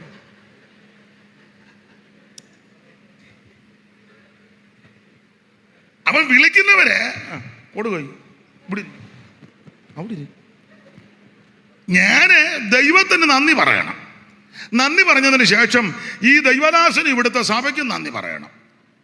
കാരണം അവരെ ഇങ്ങനെ ഒരു ദിവസത്തെ യോഗം ക്രമീകരിച്ച് എന്നെ വിളിച്ചത് കൊണ്ടല്ലേ എൻ്റെ കയ്യിലിരിക്കുന്ന പോയിന്റ് ഇറക്കാൻ പറ്റുള്ളൂ. അല്ല, ഞാൻ പോയിന്റുമായിട്ട് കാവാലത്തിരിക്കുകയല്ലേ. ഏത് കോമച്ചാരി വിളിക്കാനാ? പാട്ടുകാര് ദൈവത്തിന് നന്ദി പറഞ്ഞു, ഇവർക്ക് നന്ദി പറയണം. പാട്ടെല്ലാം കയ്യിലുണ്ട്, ഇതുപോലെ പാടാൻ സ്റ്റേജില്ലെങ്കിലോ. തന്നെയല്ല, ഞാൻ അങ്ങ് തുറന്ന് പറയാം, ദൈവദാസന്മാർ ഒന്നും അങ്ങനെ അങ്ങനെ അങ്ങനെ നന്ദി. കാരണം വചന ശുശ്രൂഷ കഴിയുമ്പോൾ ഞങ്ങൾക്ക് സ്വോത്രകാഴ്ചയും തന്നാ വിടുന്നത്. പിന്നെ ഞങ്ങൾക്ക് തന്നെ നന്ദി പറയാനാ? വെറുതെ പ്രസംഗിക്കാനേ പുള്ളി ഒന്നും മേടിക്കാനാ പോയത്. അല്ല, കണക്ക് പറഞ്ഞ് മേടിക്കുന്ന ബിരുദന്മാരുണ്ട്. എന്നുവെച്ചാൽ അവർക്ക് പിന്നെയും നന്ദി പറയുക. പാട്ടുകാർക്കും അങ്ങനെ അവരും കണക്ക് പറഞ്ഞാൽ മേടിക്കുന്നത്. ഒരു ദിവസത്തേക്ക് ഇത്ര, അത് ചിലവുണ്ട്, അതുകൊണ്ടാണ്. അപ്പം അവർക്ക് നന്ദി പറയണ്ട. അവർ ദൈവത്തിന് നന്ദി പറഞ്ഞു വെച്ച് കുര്യച്ചന് നന്ദി പറയണം. ഇതാ അതിൻ്റെ മൈക്ക് സെറ്റുകാർ. ഇവരിത് ചുമ്മാ അവിടെ ഇരുന്നാൽ തുരുമ്പടിച്ച് പോവുകയല്ലേ ഉള്ളൂ. അപ്പം അവരും ദൈവത്തിന് നന്ദി പറഞ്ഞു വെച്ച് ഇവർക്കും നന്ദി പറയണം. വീഡിയോക്കാർ ഇതെല്ലാം ചുമ്മാ വെച്ചോണ്ടിരുന്നാലോ ആരും കാണാൻ. അപ്പം ചെയ്യേണ്ട കാര്യം നമ്മളെല്ലാം ദൈവത്തിന് നന്ദി പറയണം. ദൈവം നമ്മളെ ഇവിടെ കൊണ്ടുവന്നു, ആയുസ് നൽകി, ആരോഗ്യം നൽകി, ഒന്നിച്ചു കൂടാൻ അവസരം നൽകി. അതുകൊണ്ട് ഞാൻ ഈ കല്യാണത്തിനാന്നേലും ഇങ്ങനെയുള്ളതൊക്കെ ഞാൻ ഈ നന്ദി അതൊരു പ്രത്യേക പ്രോഗ്രാം ആക്കിയിരിക്കുക. പിന്നെ വരുന്നവൻ്റെ കസർത്ത്. ഇന്നാളെ ഒരു കല്യാണത്തിന് ഞാൻ പറഞ്ഞു, നിങ്ങൾക്ക് വിഭവസമൃദ്ധമായ നല്ല ടേസ്റ്റി ഫുഡ് കഴിച്ചില്ല, അതിന് മുന്നേ ഇവൻ അങ്ങ് താങ്ങുക. കഴിച്ചല്ലേ പറയേണ്ടത്, നല്ലതാണോ? എടാ, ഒരു പ്ലേറ്റിന് ഇത്ര രൂപ വെച്ച് അവൻ ചോദിച്ചു മേടിക്കണം. അവൻ എന്നാ നന്ദി പറയാനാ? അവനാ നന്ദി പറയേണ്ടത് ദൈവത്തിന്. ദൈവമേ, ചെമ്പും അടുപ്പും അല്ല അവിടെ ഇരിക്കുക, ഒരുത്തരും വിളിച്ചില്ലല്ലോ. വെറുതെ അന്നേ നമുക്ക് നന്ദി പറയുന്നുണ്ട്, കുഴപ്പമില്ല. അവിടെ ഞാൻ ഇത്രയും കയറി പറഞ്ഞതേ ഉള്ളൂ, നമുക്ക് വിട്ടേക്കാം. വെറുതെ ആലോക്യം ഉണ്ടാക്കണ്ട. നമ്മളെല്ലാം ദൈവത്തിന് നന്ദി പറയണം. അത് നമ്മുടെ വിഷയത്തിൽ വരുമ്പോൾ യോഹന്നാൻ തന്നെ ഒന്ന് പരിചയപ്പെടുത്തുക. നിങ്ങളുടെ സഹോദരൻ, നല്ല പ്രയോഗമാണ്. നിങ്ങളുടെ ഈ പത്രോസ് പൗലോസിനെ അങ്ങനെ തന്നെ പരിചയപ്പെടുത്തിയത്, അങ്ങനല്ലയോ? പത്രോസിൻ്റെ 2-ാം ലേഖനം 3-ാം അധ്യായത്തിൻ്റെ 15 ഒന്ന് വായിച്ചേ. അങ്ങനെ തന്നെ നമ്മുടെ പ്രിയ സഹോദരനായ പൗലോസും. പത്രോസ് പൗലോസിനെ സംബോധന ചെയ്യാം, സഹോദരൻ. പൗലോസ് 3-ാം സ്വർഗത്തോളം എടുക്കപ്പെട്ട് 10-14 ലേഖനം എഴുതി, എന്തോ പ്രഗൽഭന. പക്ഷെ പരിചയപ്പെടുത്തുക നമ്മുടെ ഇന്നത്തെ പത്രോസ്, ഇന്നത്തെ പൗലോസിനെ എങ്ങാനും ഇങ്ങനെ സഹോദരൻ എങ്ങാനും സംബോധന ചെയ്ത, അയ്യോ, ആട്ടെ, നമുക്ക് ആ വിഷയം വിട്ട എല്ലാം ഞാനങ്ങ് വിടുക. അപ്പോൾ യോഹന്നാൻ ഞാൻ കണ്ടെന്ന് ഞാൻ കാല പരുവത്തിനാക്കിക്കോളാം. 9 വാക്യം ഒന്നുകൂടെ വായിച്ചേ. 1:9. നിങ്ങളുടെ സഹോദരനും യേശുവിന്റെ കഷ്ടതയിലും നിങ്ങളുടെ സഹോദരനും യേശുവിന്റെ കഷ്ടതയിലും സഹിഷ്ണുതയിലും രാജ്യത്തിലും കൂട്ടാളിയുമായ യോഹന്നാൻ എന്ന ഞാന് ദൈവത്തിന്റെ വചനവും യേശുവിന്റെ സാക്ഷ്യവും നിമിത്തം പത്മോസ് എന്ന ദ്വീപിൽ 2 കാര്യത്തിന് നാട് കടത്തപ്പെട്ടത്. ദൈവത്തിന്റെ വചനവും യേശുവിന്റെ സാക്ഷ്യവും. എന്റെ പ്രിയരെ, ശരിക്ക് വചനം പറഞ്ഞ പ്രശ്നമാണ്. ശരിക്ക് വചനം പറഞ്ഞ പ്രശ്നമാണ്. ശരിയായ നിലയിൽ സാക്ഷ്യത്തോടെ നിന്നാലും പ്രശ്നമാണ്. പക്ഷെ അതിന് നടുവിൽ കർത്താവ് നിന്റെ കൂടെ കാണും. യോഹന്നാൻ നാട് കടത്തപ്പെട്ടത് അടിപിടി ഉണ്ടാക്കിയോ അലോഗ്യം ഉണ്ടാക്കിയോ അല്ലെങ്കിൽ മറ്റുള്ള ദോഷമൊന്നും ഒപ്പിച്ച് പോയതല്ല. ഇന്ന് അങ്ങനെ പോകുന്ന ധാരാളം ആൾക്കാരുണ്ട്. നാട്ടുകാരുടെ പാസ്പോർട്ടും എല്ലാം മേടിച്ച് വെച്ച് മുങ്ങും. 5 കൊല്ലം കഴിഞ്ഞ് വെച്ച് എറണാകുളത്ത് റവറൻ്റായിട്ട് പൊങ്ങും. എനിക്കറിയാം ചിലരെ ചിട്ടി നടത്തി പൊട്ടി. ഇപ്പോഴും പൈസ എത്ര എണ്ണത്തിന് കൊടുക്കാറുണ്ട്. അവസാനം പിന്നെ വരുമ്പോൾ നമ്മൾ ടൈവൊക്കെ കെട്ടി പുള്ളിയുടെ ഫോട്ടോ ഡോക്ടർ റവണൻ ഉണ്ട്. എത്ര എണ്ണം ഉണ്ട്. യോഹന്നാൻ അങ്ങനൊന്നും മുങ്ങിയതല്ല. യേശുവിന്റെ സാക്ഷ്യവും ദൈവത്തിന്റെ വചനം പത്മോസ് ദ്വീപിൽ കർത്ത ദിവസത്തിൽ വായിച്ചു. കർത്തൃദിവസത്തിൽ ഞാൻ ആത്മവിവശനായി നീ കാണുന്നത് പുസ്തകത്തിൽ എഴുതി Ephesus, Smyrna, Pergamos, തുയതൈര, Sardis, Philadelphia, ലവോദിക്ക എന്ന 7 സഭകൾ കെടുത്തുക എന്ന കാഹളത്തുണത്തിന്റെ ശബ്ദം എന്റെ പിറകിൽ കേട്ടു. എന്നോട് സംസാരിച്ച നാദം എന്തെന്ന് കാണുവാൻ ഞാൻ തിരിഞ്ഞു. 13-ാം വാക്യം തിരിഞ്ഞപ്പോൾ 7 പൊൻ നിലവിളക്കുകളെയും നിലവിളക്കിന്റെ നടുവിൽ നിലയങ്കി ധരിച്ചു വാറത്ത് ഒൻകച്ച് കെട്ടവനെ മനുഷ്യപുത്രനോട് സദൃശനായവനെ ഞാൻ കണ്ടു. അടുത്തതാ, അവന്റെ തലയും തലമുടിയും വെളുത്ത പഞ്ഞു പോലെ. അതെ, നിങ്ങൾക്ക് ആ ഭാഗം അറിയാവുന്നുണ്ട്. ഇനി വായിപ്പിച്ച് സമയം കളയുന്നില്ല, സമയവും മുൻപോട്ട് പോകുന്നു. തേജസ്കരിക്കപ്പെട്ട യേശു ക്രിസ്തുവിനെ യോഹന്നാൻ പത്മോസിൽ വെച്ച് ദർശിക്കുക എന്ന് പറഞ്ഞാൽ പലസ്തീനിൽ കണ്ട ക്രിസ്തുവല്ല അവൻ പത്മോസിൽ കണ്ടത്. ഇന്ന് രാത്രി എന്നെ കേൾക്കുന്ന പ്രിയരെ, യേശുവിനെ നന്നായിട്ടൊന്ന് കാണണം, രുചിച്ചറിയണം, അനുഭവിച്ച് ഇന്ന് രാത്രി തിരിച്ചു പോകാൻ. വിവരിക്കുന്നില്ല, മുമ്പോട്ട് ഓടിച്ചു പോകുക. ആ കർത്താവിനെ മുഖത്ത് സമയത്തെ ഭയപ്പെടുക. എന്നോട് ചുമതലപ്പെട്ടവർ സമയം പറഞ്ഞു, ആ കൃത്യസമയത്ത് നിർത്തും. അപ്പോൾ യോഹന്നാൻ നാട് കടത്തപ്പെട്ടു. തേജസ്കരിക്കപ്പെട്ട യേശു ക്രിസ്തുവിനെ ദർശിച്ചു. 2-3 അധ്യായം 7 സഭയ്ക്കുള്ള ദൂത. അതിൽ നമ്മൾ ഇന്ന് രാത്രി വായിച്ചത് പെർഗമോ സഭയുടെ ദൂത വായിച്ചത്. അതിന്റെ 12-ാം വാക്യം ഒന്നുകൂടെ വായിക്കുക. 3-ാമത്തെ സഭ.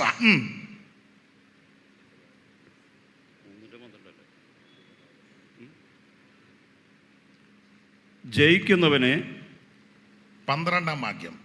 പെർഗമോസിലെ സഭയുടെ ദൂതന് എഴുതുക.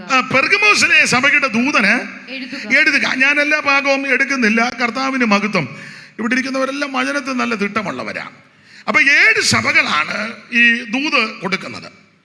ഈ 7 സഭയോട് ദൂത് പറയുമ്പോൾ, ഇനി ഈ ദൂത് പറയുമ്പോൾ അതിന് ചില പൊതുവായ തത്വമുണ്ട്. ദൂത് പറയുമ്പോൾ കർത്താവ് ഏത് സഭയോട് ദൂത് പറഞ്ഞാലും ആ ദൂതുകൾക്ക് പൊതുവായ തത്വമുണ്ട്. എന്തുവാ തത്വം? 1, കർത്താവ് തന്നെ ഒന്ന് പരിചയപ്പെടുത്തും. 2, അഭിനന്ദിക്കാൻ എന്തേലും ഉണ്ടെങ്കിൽ കർത്താവ് അഭിനന്ദിക്കും.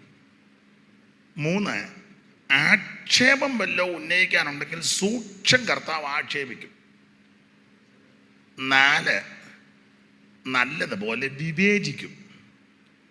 5, വിവേചനം കഴിഞ്ഞൊരു പ്രബോധനം കൊടുക്കും. 6, പ്രബോധനത്തിന് അനന്തരം ഒരു മുന്നറിയിപ്പ് കൊടുക്കും, വാണിങ്. 7, പ്രതിഫലം വല്ലതും ഉണ്ട് അതും പറയും.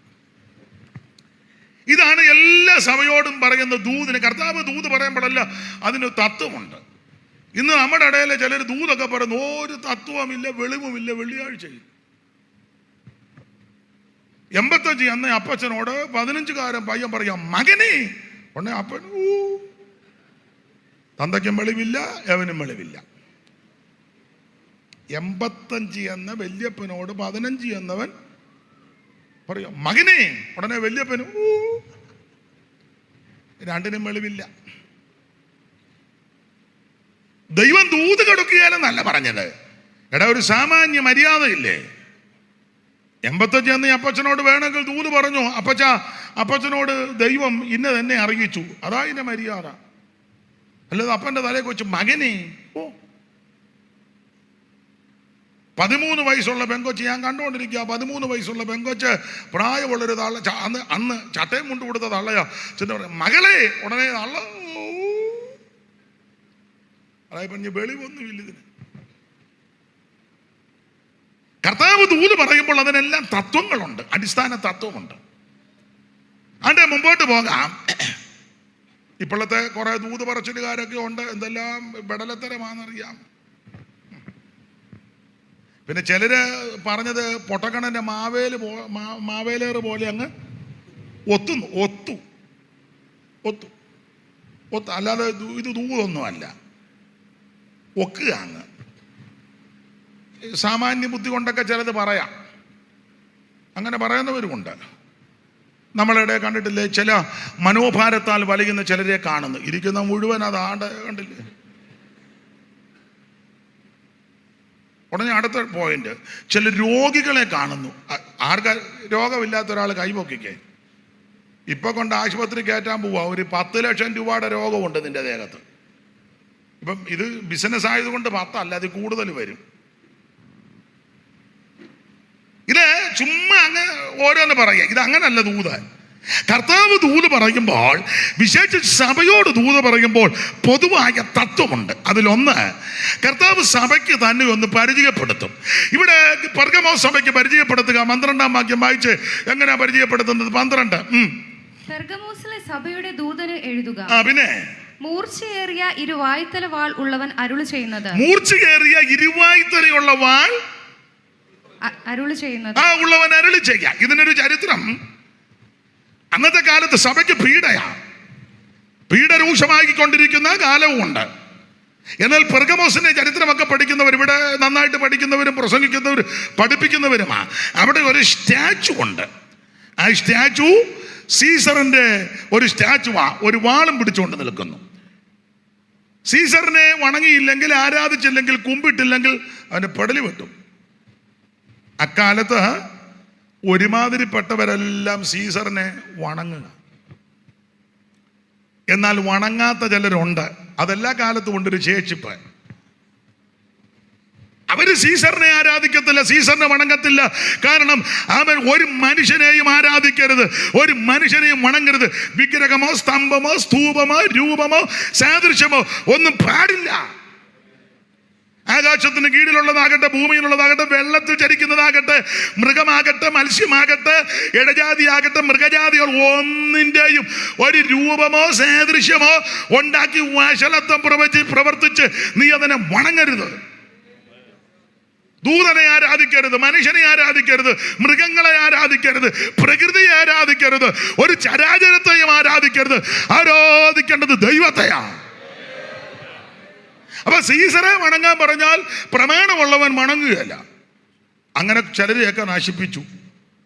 അപ്പോൾ അങ്ങനെ പീഡ അനുഭവിച്ചവര് പീഡയിൽ കൂടിയൊക്കെ പോയപ്പോൾ ആ സഭയോട് പറയുക, നിങ്ങളോട് ദൂത് പറയുന്ന ഞാൻ ആരാന്ന് ചോദിച്ചാൽ, ഒന്നുകൂടെ വായിച്ചേ മോളെ, 12-ാം വാക്യം. പെർഗമോസിലെ സഭയുടെ ദൂതൻ എഴുതുക, മൂർച്ചയേറിയ ഇരുവായ്ത്തലവാൾ ഉള്ളവൻ അരുളി ചെയ്യുന്നത്. മൂർച്ചയേറിയ ഇരുവായ്ത്തലവാൾ ഉള്ളവൻ എന്ന് പറഞ്ഞാൽ സീസറിന്റെ കയ്യിലിരിക്കുന്ന വാളിന് ഒരു വശത്തെ മൂർച്ചയുള്ളൂ. എന്നാൽ സീസറിനേക്കാൾ ഉന്നതനാകുന്ന നസറയനാകുന്ന യേശു ക്രിസ്തുവിന്റെ കയ്യിലിരിക്കുന്ന ദൈവത്തിന്റെ വചനമാകുന്ന വാളിന് 2 വശത്തും മൂർച്ചയാണ്. ഇന്ന് രാത്രി നീ ആരാധിക്കുന്ന ദൈവം ആരാന്ന് മനസ്സിലാക്കണം. നീ ആരാധിക്കുന്ന യേശു ആരാന്ന് മനസ്സിലാക്കണം. അവൻ ലോകത്തിന്റെ പീഡകള്, ലോകത്തിന്റെ കുരുക്കുകൾ കണ്ട് പേടിക്കരുത്, ഭയപ്പെട്ടു പോകരുത്. നമ്മളോട് ദൂത് പറയുന്ന നമ്മുടെ കർത്താവ് ഈ വായ്ത്തലയുള്ള വാളിനേക്കാൾ മൂർച്ചയേറിയവൻ.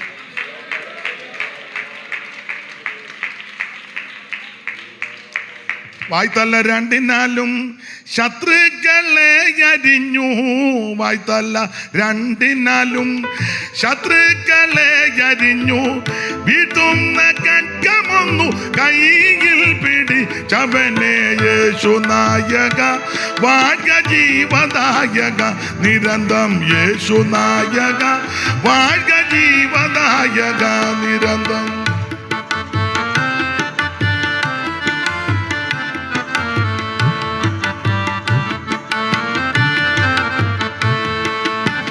ന്യായാസനസ്ഥാനിന്റെ കായപ്രദർശനത്താൽ. ന്യായാസനസ്ഥാനിന്റെ കായപ്രദർശന മായാവിമോകമല്ല വീയാർന്നു മണ്ടിടുമേ.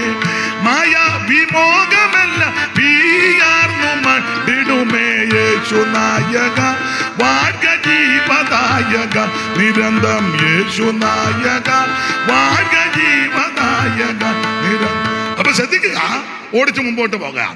ഈ സഭയോട് ദൂത് പറയുക. നിങ്ങളോട് ദൂത് പറയുന്ന ഞാൻ ആരെന്ന് ചോദിച്ചാൽ, ഇരുവായ്ത്തലയുള്ള വാളുള്ളവൻ ആരല്ല ചെയ്യുന്നേ? സീസറിന്റെ വാളിന് ഒരു വശം മാത്രമേ മൂർച്ചയുള്ളൂ. എൻ്റെ കയ്യിലിരിക്കുന്ന വാള് രണ്ട് വശവും മൂർച്ചയുള്ളതാണ്. ഓടിച്ചു പോകാൻ കർത്താവ് സഭയ്ക്കൊന്ന് പരിചയപ്പെടുത്തി. 2 അഭിനന്ദനം. എന്തുവാ അഭിനന്ദനം? 13-ാം വാക്യം വായിച്ചേ. 13. നീ എവിടെ പാർക്കുന്നു എന്നും അത് സാത്താന്റെ സിംഹാസനം ഉള്ളയിടമെന്നും ഞാൻ അറിയുന്നു. അടുത്തത്, നീ എൻ്റെ നാമം മുറുകെ പിടിച്ചിരിക്കുന്നു. നിങ്ങളുടെ ഇടയിൽ സാത്താൻ പാർക്കുന്നിടത്തു തന്നെ എൻ്റെ സാക്ഷിയും വിശ്വസ്തനുമായ അന്തിപ്പാസിനെ കൊന്ന കാലത്ത് പോലും നീ എങ്കലുള്ള വിശ്വാസം നിഷേധിച്ചിട്ടില്ല. അപ്പൊ കർത്താവ് സഭയെ അഭിനന്ദിച്ചപ്പോ 2 കാര്യമായി എടുത്തു പറഞ്ഞത്. ഒന്ന്, ആമേൻ സ്തോത്രം, നീ എൻ്റെ നാമത്തെ മുറുകെ പിടിച്ചു. 2, എങ്കിലുള്ള വിശ്വാസം നീ നിഷേധിച്ചില്ല. ഇന്ന് രാത്രി എന്നെ കേൾക്കുന്ന പ്രിയരെ, കർത്താവ് നമ്മളെ ഒന്ന് അഭിനന്ദിക്കണം. കർത്താവിൻ്റെ വിശേഷത, അഭിനന്ദിക്കാൻ അർഹതയുള്ളവനെ കർത്താവ് അഭിനന്ദിക്കും. അങ്ങനെ ചെയ്തിട്ടുണ്ട്. ഒരിക്കൽ കർത്താവ് പറഞ്ഞു, സാക്ഷാൽ ഇസ്രായേലിന് ഇവനിൽ നല്ല അഭിനന്ദനമാണ്. ഒരിക്കൽ യേശു പറഞ്ഞു, അയ്യോ ഇസ്രായേലിൽ പോലും ഇങ്ങനൊരു വിശ്വാസം, അഭിനന്ദനം. ഒരിക്കൽ വേറൊക്കെ പറഞ്ഞു, സ്ത്രീയെ നിന്റെ വിശ്വാസം വലുതാ. ഒരിക്കൽ യേശു പറഞ്ഞു, ബർയോനാശി മോനെ, ഇത് ജഡരക്തമൊന്നുമല്ല, വെളിപ്പെടുത്തിയത് സ്വർഗസ്ഥനായ പിതാവാ. ഒരിക്കൽ സ്വച്ഛജടമാംസി തൈലമെടുത്ത് കർത്താവിൻ്റെ തൃക്പാരത്തിൽ പൂശിയപ്പോൾ പണസഞ്ചിയായിട്ടിരുന്ന യൂദ കയറി ഉടക്കി. കർത്താവ് പറഞ്ഞു, വിട്, അവൾ എൻ്റെ ശവസംസ്കാര ദിവസത്തിന് ചെയ്തിരിക്കുക. അപ്പൊ കർത്താവ് ഈ അഭിനന്ദിക്കേണ്ടവരെ അഭിനന്ദിക്കും. അത് നമുക്കും ഒരു മാതൃകയാണ്. ഞാൻ ചില സ്ഥലത്തൊക്കെ ചെല്ലുമ്പോൾ ചില കാര്യങ്ങൾ കണ്ടാൽ അഭിനന്ദിക്കും. അത് പറയും, അത് പാപമൊന്നുമല്ല. ചില പറയും അങ്ങനൊന്നും പറയരുത്, അവർ നെകളിക്കുമെന്ന്. അത് ചുമ്മാ അസൂയ കൊണ്ട് പറയാത്തതാണ്, കുശുമ്പ് കൊണ്ടാണ് പറയാത്തത്. ചില സഭകളിലൊക്കെ ചെല്ലുമ്പോൾ നന്നായിട്ട് പാട്ട് പാടുന്ന സഹോദരിമാരും സഹോദരന്മാരും ഒക്കെ ഉണ്ട്, അവരെ അഭിനന്ദിക്കും.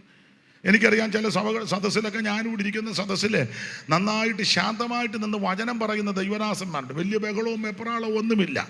അവർക്ക് ലഭിച്ച കൃപയ്ക്കനുസരിച്ച് നിന്ന് വളരെ അടുക്കിടക്കായിട്ട് ഞാൻ യോഗം കഴിയുമ്പോൾ ഞാൻ പറയും, വളരെ നന്നായിരിക്കുന്നു. അത് പറയുന്നതിന് എന്നാ?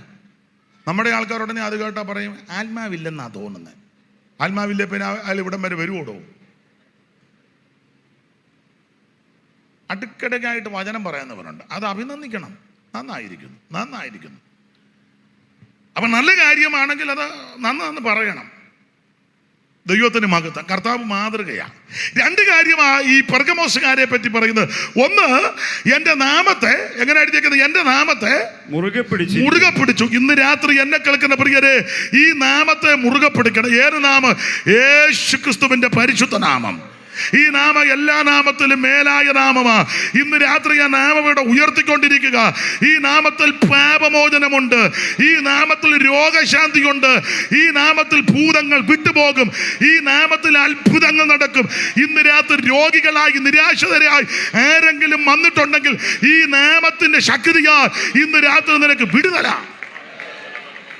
സ്വർലോകരുടെ ഭൂലോകരുടെ യാതോലോകരുടെ മുഴങ്കാലുകൾ മടങ്ങുന്ന വിറയ്ക്കുന്ന നാമമാണ് യേശുവിന്റെ നാമം. ഇന്ന് രാത്രി നാമത്തിൽ രോഗശാന്തിയുണ്ട്. ഈ നാമത്തിൽ ഭൂതങ്ങൾ വിട്ടുമാറും. ഈ നാമത്തിൽ അത്ഭുതങ്ങൾ നടക്കും. കുരുടര് കാണുന്നു, ചെകിടര് കേൾക്കുന്നു, മുടന്തര് നടക്കുന്നു, ഊമര് സംസാരിക്കുന്നു, മരിച്ചവർ ഉയർക്കുന്നു. മരിച്ചവന്റെ മഞ്ചത്ത് തൊട്ടപ്പോൾ ചെറുക്കൻ ചേടി എണീറ്റു. ഇന്ന് രാത്രി ഈ നാമം ശക്തിയുള്ള നാമം. വാനിലും ഭൂവിലും മേലായ നാമം വന്നിതമല്ലഭ നാമമത. വാനിലും ഭൂവിലും മേലായ നാം വന്നിതമല്ലഭ നാമമത. ദൂതർ വാഴ്ത്തി പുകഴ്ത്തിടും നാമമത. ദൂതർ വാഴ്ത്തി പുകഴ്ത്തിടും യേശുവിന്റെ തിരുനാമത്തിന് ഇന്നും എന്നും സ്തുതി സ്തോത്രമേ. യേശുവിന്റെ തിരുനാമത്തിന് ഇന്നും എന്നും സ്തുതി. സങ്കടം ചഞ്ചലം ശോധന വേളയിൽ താങ്ങി നടത്തിടും നാമമത. സങ്കടം ചഞ്ചലം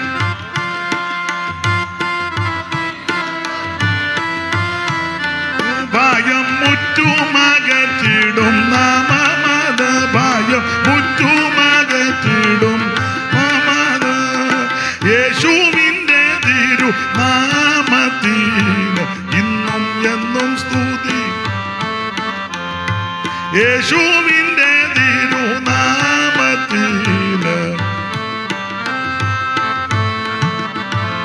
കരമുയർത്ത് ദൈവത്തെ സ്തുതിക്കേ. അവിടെ ഞാൻ ഇടയ്ക്കങ്ങ് ലോപിച്ച് നിർത്തുക കർത്താവിന്റെ മഹത്വം. അപ്പൊ ഒന്ന് കർത്താവ് തന്നെ ഒന്ന് പരിചയപ്പെടുത്തി. ഞാൻ നിങ്ങളോട് ദൂത് പറയുന്ന ഞാൻ ഇരുവായ്ത്തല വാളുള്ളവനാണ്. സീസറിന്റെ ഒരു വശത്തെ വാളിന്റെ മൂർച്ച കണ്ട് നിങ്ങൾ പേടിക്കരുത്. ഞാൻ രണ്ട് വശവും മൂർച്ചയുള്ള വാളുള്ള എൻ്റെ ഇരിക്കുന്നത്. രണ്ട്, അഭിനന്ദനം. ഒന്ന്, എന്റെ നാമത്തെ നിങ്ങൾ മുറുകെ പിടിച്ചു. രണ്ട്, എനിക്കുള്ള വിശ്വാസം നിഷേധിച്ചിട്ടില്ല. വിശ്വാസം നിഷേധിച്ചില്ലെന്ന് പറഞ്ഞാൽ വിശ്വാസ പ്രമാണമാണ്. യൂദാ കൊടുത്തിരിക്കുന്ന പ്രയോഗം നമുക്കറിയാം. ഒരിക്കലായി പരമേൽപ്പിച്ച വിശ്വാസം, അത് അതിവിശുദ്ധ വിശ്വാസം. അത് കളഞ്ഞില്ല. 10 പുത്തം കിട്ടുമെന്ന് ഓർത്ത് ഉപദേശം മാറ്റരുത്. ആരേലും ഒരു വീട് മേടിച്ചു തരുന്ന, ഒരു കാറ് മേടിച്ചു തരാന്ന് പറഞ്ഞാൽ നീ പ്രമാണം മാറ്റരുത്. ഒരു കസേര തരാന്ന് പറഞ്ഞ ഉടനെ എടുത്തെറിഞ്ഞേച്ച് നീ പോകരുതെന്നായി പറഞ്ഞത്. എത്ര എണ്ണം അങ്ങനെ പോയി കിടന്ന് കുഴയുന്നു ഇല്ലേ?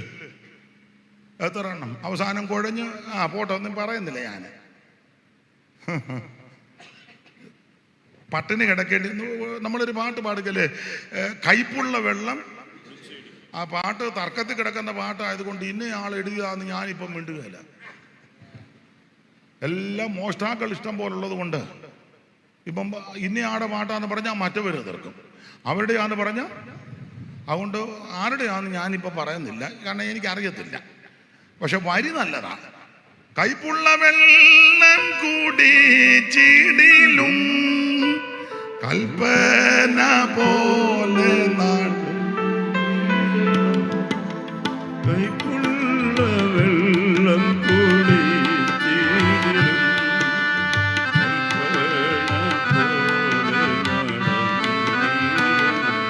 മതി മതി മതി മതി മതി.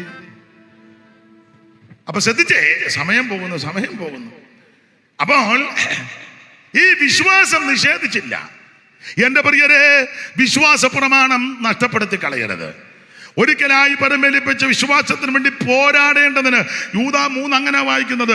പ്രിയരെ, നമുക്ക് പൊതുവിലുള്ള രക്ഷയെക്കുറിച്ച് നിങ്ങൾക്ക് എഴുതുവാൻ സകല പ്രയത്നവും ചെയ്യൽ വിശുദ്ധന്മാർക്ക് ഒരിക്കലായി പരമേൽപ്പിച്ച വിശ്വാസത്തിന് വേണ്ടി പോരാടേണ്ടതിന് പ്രബോധിപ്പിച്ചെഴുതുവാൻ ആവശ്യമെന്ന് എനിക്ക് തോന്നി. നമ്മുടെ ദൈവത്തിന്റെ കൃപയെ ദുഷ്കാമവൃത്തിക്ക് ഹേതുവാക്കി ഏകനാഥനും നമ്മുടെ രക്ഷിതാവുമാകുന്ന യേശുക്രിസ്തുവിനെ നിഷേധിക്കുന്ന അപക്വതരായ ചില മനുഷ്യർ നുഴഞ്ഞു വരുമ്പോൾ അവരുടെ നടുവിൽ ഈ വിശ്വാസം നിഷേധിക്കരുത്. നിർത്തുക. 1-2 കാര്യം വേഗത്തിൽ പറഞ്ഞ് നിർത്താം. 1, പരിചയപ്പെടുത്തി. 2, അഭിനന്ദനം. 3, ആക്ഷേപം. അതുകൂടെ പറഞ്ഞേച്ചാൽ ആ ഭാഗം അങ്ങ് വിടാം, അതേ ഒക്കുവുള്ളു. ആക്ഷേപം.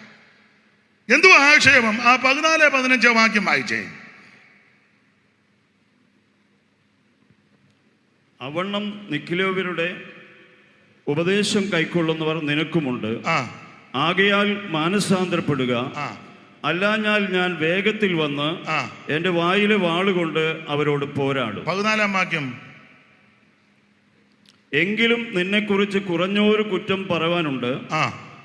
ഇസ്രായേൽ മക്കൾ വിഗ്രഹാർപ്പിതം തിന്നേണ്ടതിനും ദുർനടപ്പ് ആചരിക്കേണ്ടതിനും അവരുടെ മുമ്പിൽ ഇടർച്ച വയ്പാൻ ബാലാക്കിന് ഉപദേശിച്ചു കൊടുത്ത ബിലയാമിന്റെ ഉപദേശം പിടിച്ചു. രണ്ട് ആക്ഷേപം ഉന്നയിച്ചു. ഒന്ന് നിക്കലോവിയ ഉപദേശവും, രണ്ട് ബിലയാമിന്റെ ഉപദേശം. അത് രണ്ടും നിന്ന് പറയാനുണ്ട്. ഈ പെർഗമോസ് സഭയ്ക്കകത്ത് നിക്കലോവിയ ഉപദേശം, അതിനെപ്പറ്റി വേദപുസ്തകം പഠിച്ച ആൾക്കാർ, നന്നായിട്ട് പഠിച്ചവർ പറയുന്നത് നിക്കലോവിയ ഉപദേശം എന്ന് പറഞ്ഞാൽ, എന്നെ പെട്ടെന്ന് മനസ്സിലാക്കാം, ജനം ജയിക്കുന്നു. നിക്കോ ലോവോസ്, രണ്ട് പദം, നിക്കോ ലോവോസ്, ജനം ജയിക്കുന്നു, ദൈവം തോക്കുന്നു. ഒന്നുകൂടെ പറഞ്ഞാൽ ഇഷ്ടമല്ല, ബന്ധുക്കോസുകാർക്ക് പലർക്കും ഇഷ്ടമല്ല. ഇന്ന് ഈ സഭയ്ക്കകത്ത് നടക്കുന്ന ഇലക്ഷനെ പറ്റിയായി പറയാൻ.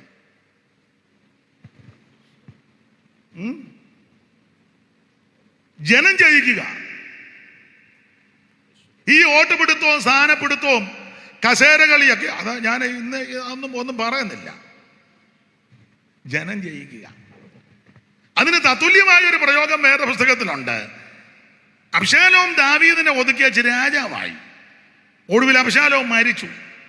മരണവാർത്തയൊക്കെ നമുക്കറിയാം, അങ്ങനത്തെ മരണമാണ്. അപ്പൊ ജനം പറയുന്നൊരു പദമുണ്ട്, നമുക്ക് രാജാവായി നാം അഭിഷേകം ചെയ്തെന്ന് അബ്ശാലോം പടകിൽപ്പെട്ടു.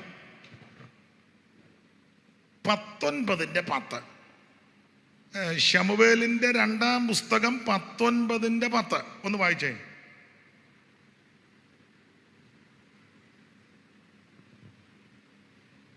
നമുക്ക് രാജാവായി നാം അഭിഷേകം ചെയ്തിരുന്ന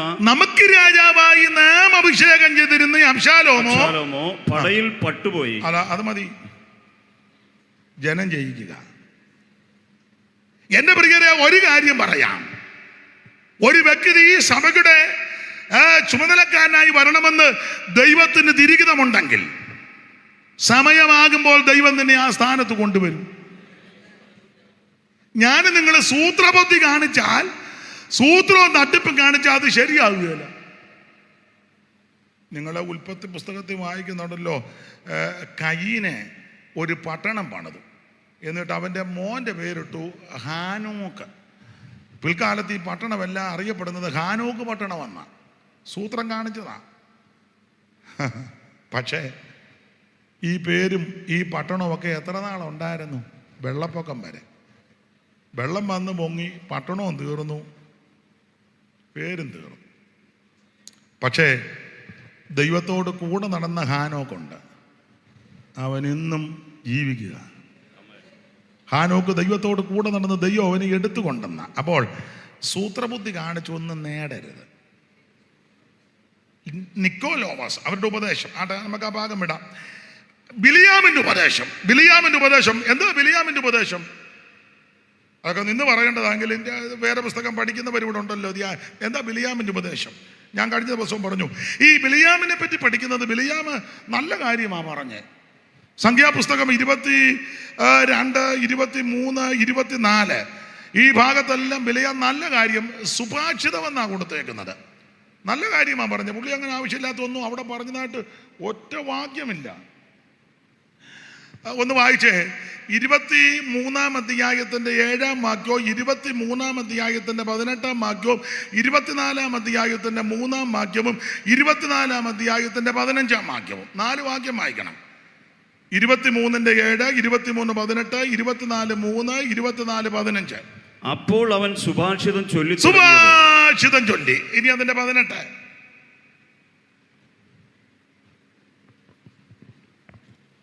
അവൻ സുഭാഷിതം ചൊല്ലി തുടങ്ങി. 24 3 അവൻ സുഭാഷിതം ചൊല്ലി തുടങ്ങി. സുഭാഷിതം ചൊല്ലി. അതിന്റെ 15. പിന്നെ അവൻ സുഭാഷിതം ചൊല്ലി സുഭാഷിതം ചൊല്ലി. അപ്പൊ ഈ 4 വാക്യത്തിലും സുഭാഷിതം സുഭാഷിതം സുഭാഷിതം സുഭാഷിതം. നല്ല കാര്യമാണ്, നല്ല കാര്യമാണ്. യാക്കോബിൽ തിന്മ കാണുവാനല്ല, ഇസ്രായേലിൽ കഷ്ടത ദർശിപ്പാനുമില്ല. തന്റെ ദൈവമായ യഹോവ അവനോട് കൂടെ ഇരിക്കുന്ന രാജകോലാഹലമുണ്ട്. യാക്കോബ് നിന്റെ കൂടാരങ്ങൾ, ഇസ്രായേൽ നിന്റെ നിവാസങ്ങൾ എത്ര മനോഹരം. ആഭിചാരം യാക്കോബിന് പറ്റുകയില്ല, ലക്ഷണവിദ്യ ഇസ്രായേലിനോട് ഫലിക്കുകയില്ല. അത് നല്ല കാര്യമാണ് മുഴുവൻ. അതാ സുഭാഷിതം സുഭാഷിതം സുഭാഷിതം സുഭാഷിതം. അപ്പൊ ഈ സുഭാഷിതം എല്ലാം ചൊല്ലിയപ്പോ കാശ് കൊടുത്ത പുള്ളി പറഞ്ഞു, എടാ അവരെ പ്രാകാനല്ലേ നിന്നെ വിളിച്ചത്? അതെ സാറേ, പിന്നെ നീ അവരെ കളത്തുകാന്നല്ലോ. ഉടനെ പുള്ളി പറഞ്ഞു, എൻ്റെ സാറേ പ്രാകാനാ വരുന്നത്, ഉദ്ദേശിക്കുന്നത് പ്രാകാന, പക്ഷെ വായു കൂടെ വരുന്നതല്ല, ഇങ്ങനത്തതാ. ഉടനെ പറഞ്ഞു, കാശ് തന്നതാ, ഇവനെയെല്ലാം പ്രാഗി കൊന്നേച്ച് പോകണം. അപ്പം ബാരാക്ക് പറഞ്ഞു, ഒതുക്കാങ്കി ഇനിയും കാശ് തരാമെന്ന് പറഞ്ഞു, ഇനിയും കാശ് തരാമെന്ന്, കാശ് തരാം. അപ്പം ബിലിയാൻ പറഞ്ഞു, അച്ഛാ എനിക്ക് കാശിന് ആവശ്യമുണ്ട്, പക്ഷെ എന്നെ ചെയ്യാൻ വരുന്നത് മുഴുവൻ. അപ്പം പുള്ളി പറഞ്ഞു, നീ ഒന്നുകൂടെ നോക്കി, കാശ് മേടിച്ച് വെച്ചുമ്പോൾ വിളച്ചിലിറക്കരുത്. ഒത്തിരി പേര് പലരുടെ കയ്യിൽ നിന്നും ഇങ്ങനെയൊക്കെ കാശ് മേടിച്ചായി ഉപദേശമൊക്കെ തെറ്റിക്കുന്നത്. സാഹിബിൻ്റെ കയ്യിൽ നിന്നും മദാമ്മയുടെ കയ്യിൽ നിന്നും കുരിയാച്ചനൊന്നും പിടികിട്ടുന്നില്ലേ? ഒത്തിരി പേരുണ്ടെന്ന്. ഓ പാവത്താന് പുള്ളിക്കൊന്നും പിടികിട്ടുന്നില്ല. അപ്പൊ കാശ് കണ്ടമാനം മേടിച്ചു വെച്ച് ബാരാക്ക് പറഞ്ഞു, നീ പ്രവചിച്ചു വരെ കൊല്ലാം. അപ്പൊ പറഞ്ഞു, അച്ഛാ ഞാൻ കൊല്ലാനായി പറയുന്നത്, പക്ഷെ വരുന്നതല്ല ഇങ്ങനെ. അപ്പൊ പുള്ളി പറഞ്ഞു, ഒരു ചെറിയ പണി തരാന്ന് പറഞ്ഞു, ഒരു ചെറിയ പരിപാടി തരാം. ഈ സുഭാഷിതം ചൊല്ലി സുഭാഷിതം ചൊല്ലി ചൊല്ലി ചൊല്ലി പുള്ളി പോകുന്ന സമയത്ത് ഒരു പ്രയോഗം നടത്തി. 24-ാം അധ്യായത്തിന്റെ 23-ാം വാക്യം വായിക്കണം. നല്ല ആക്കം കൊടുത്ത് വായിക്കണം, വിഷയം മനസ്സിലാക്കി വായിക്കണം. പ്രസംഗിക്കുന്ന വിഷയം ഗ്രഹിക്കുന്നുണ്ടോ എന്ന് വായന കേൾക്കുമ്പോൾ എനിക്കറിയാം. പിന്നെ അവൻ ഈ സുഭാഷിതം ചൊല്ലിയത്, തെറ്റിയിട്ടില്ലെങ്കിൽ ഒന്ന് ആക്കം കൂട്ടി വായിച്ചേ. പിന്നെ അവൻ ഈ സുഭാഷിതം ചൊല്ലിയത് ഒത്തുവരുന്നുണ്ട്, എന്നാലും ഒന്നുകൂടെ ഒന്ന് വായിച്ചേ. തെറ്റിയിട്ടൊന്നുമില്ല. പിന്നെ അവൻ ഈ സുഭാഷിതം ചൊല്ലിയത്. അതെ, ഞാൻ പറയാം.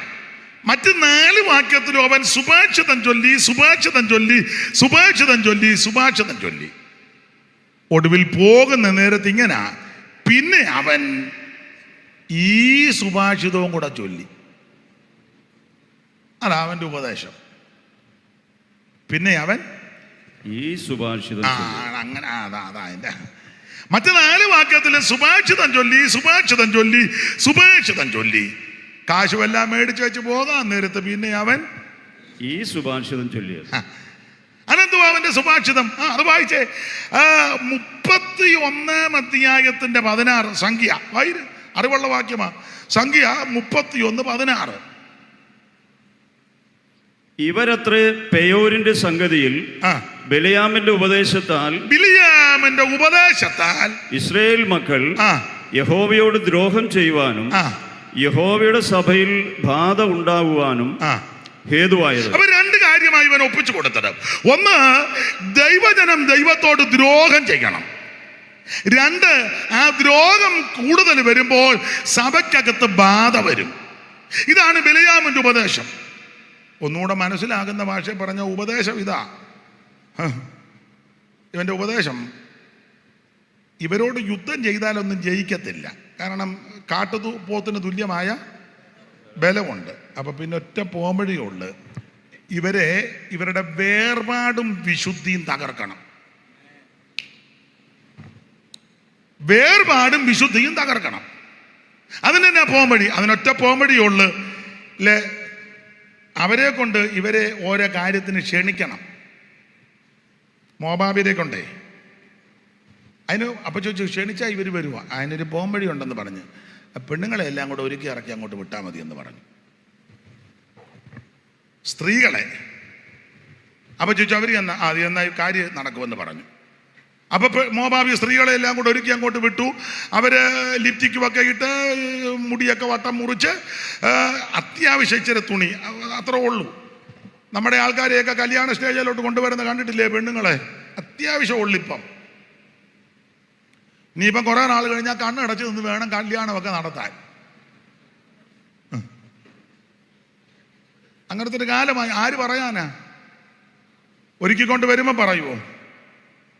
അന്നേരം പറഞ്ഞാൽ പ്രശ്നമാണ്. ഇത് നേരത്തെ പറയണം. ഞാൻ ദൈവദാസന്മാരോടൊക്കെ പറയും, വിവാഹം നടത്താൻ വിളിക്കുമ്പോഴേ പറയണം യോഗ്യമായിട്ട് വസ്ത്രം ധരിച്ചില്ലേ ഞാൻ നടത്തുകയില്ലെന്ന് നേരത്തെ പറയല്ല, എഴുതി വെക്കണം. ഇല്ല, പ്രശ്നമാണ്.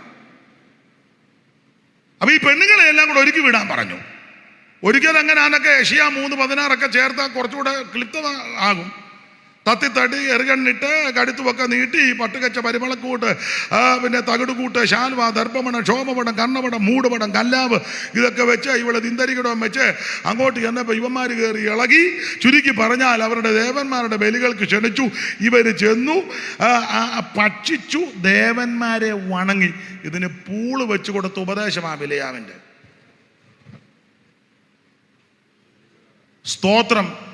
എന്റെ സഹപടന്മാരാകുന്ന ദൈവദാസന്മാരോടും എന്നെ കേൾക്കുന്നവരോട് പറയാ, 10 രൂപ കിട്ടുമെന്നോർത്ത് നീ ഉപദേശത്തിന് അയവൊന്നും വരുത്തരുത്. മനസ്സിലായോ? കുറെ ആള് കൂടുവെന്നും പറഞ്ഞ് നീ ഇതിന് മാറ്റമൊന്നും വരുത്തരുത്.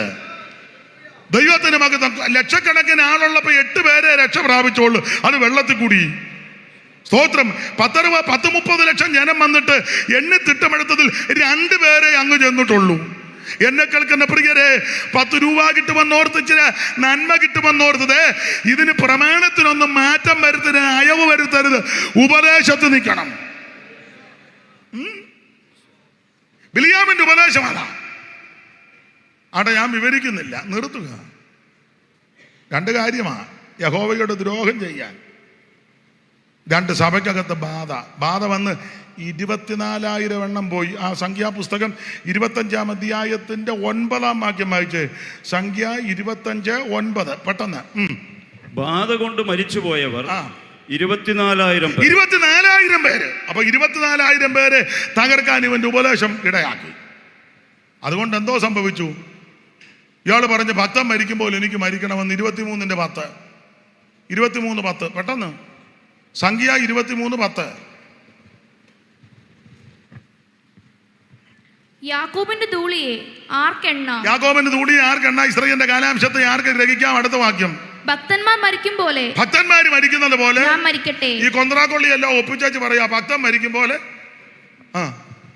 കിട്ടാവുന്ന കാശ് മുഴുവൻ മേടിച്ച് കീശാലും ആക്കി ഒപ്പിക്കാവുന്ന വേലത്തരമെല്ലാം സഭയ്ക്കകത്ത് ഒപ്പിച്ച് സഭയ്ക്ക് സഭയെ പ്രശ്നം ഉണ്ടാക്കി ചെന്ന് ഇവൻ. അങ്ങനെയുള്ള ആൾക്കാർ നമ്മുടെ ഇടയിലും ഒക്കെ ഉണ്ട്. സഭയ്ക്കകത്ത് പ്രശ്നം ഉണ്ടാക്കും. കുരുക്കൊപ്പിച്ചു പമ്മിയിരിക്കും. എന്നിട്ട് പറയും, ജോർജ് കുട്ടി ഞാനാ ഇത് പറഞ്ഞെന്ന് നിങ്ങൾ കയറി ഉടക്കിക്കോ. അപ്പം ഞാൻ മിണ്ടത്തില്ല കേട്ടോ, ഞാൻ സൈലൻ്റാണ്. ഇല്ലെങ്കിൽ ഞാൻ അങ്ങ് പോകും. ഇവനാ ഒപ്പിച്ചത്. ഈ കൊന്ത്രാക്കുള്ളിയെല്ലാം ഒപ്പിച്ചേച്ച് സഭയ്ക്കകത്ത് ബാധ വച്ചു. 24,000 പട്ടു. യഹോവയോട് ദ്രോഹം ചെയ്യിപ്പിച്ചു. ദുരുപദേശം ഇറക്കി വിട്ടു. ഇതെല്ലാം ജയിച്ചു പുള്ളി പറയാ ഭക്തന്മാരും മരിക്കുന്നത് പോലെ. പിന്നെ നമുക്കും അറിയാം, ഇരിക്കുന്ന പാസ്റ്റർമാരെ ഓടിക്കുന്നു, ബഹളം ഉണ്ടാക്കുന്നു, കമ്മിറ്റി ബഹളമായിട്ട് ഇതല്ലേ ബഹളം, ഇതെല്ലാം ചെയ്തേച്ച് അവസാനം അങ്ങേയറ്റം പറ്റി ലിറ്റപ്പിളവറിയൊന്നും വിട്ട് വീട്ടിലോട്ട് വരും പറയും, അപ്പാ ഒരു നല്ല അന്ത്യം. നീ കഷായിച്ച് അങ്ങേയറ്റം പറ്റിയേ പോകൂ. ഭക്തൻ മരിക്കും പോലെ മരിക്കണേ. ഭക്തൻ ജീവിക്കും പോലെ ഏറെക്കുറെയൊക്കെ ജീവിക്കണം. പുള്ളി മരിച്ചത് അങ്ങനെ. 31:8 സംഖ്യാപുസ്തകം 31:8 യോശുവയുടെ പുസ്തകം 13:22. വായിരേ. നിഹതന്മാരുടെ കൂട്ടത്തിൽ അവർ മിദ്യാന്യ രാജാക്കന്മാരായ ഏവി, രക്കെ, സൂർ, ഹൂർ, രേബ എന്നീ 5 രാജാക്കന്മാരെയും കൊന്നു. അടുത്തത് ബയോരിന്റെ മകനാകുന്ന ബിലിയാമിനെയും അവർ വാളുകൊണ്ട് കൊന്നു. എങ്ങനെയുണ്ട്? 13:22 യോശുവ. അതുകൂടെ ചേർത്ത് വായിച്ചു. അവിടെ ഈ പുള്ളിക്ക് ഒരു പേരുണ്ട്, ഒരു ചെറിയ പേരുണ്ട്. ഇരട്ടപ്പേരാ. വായിച്ചു.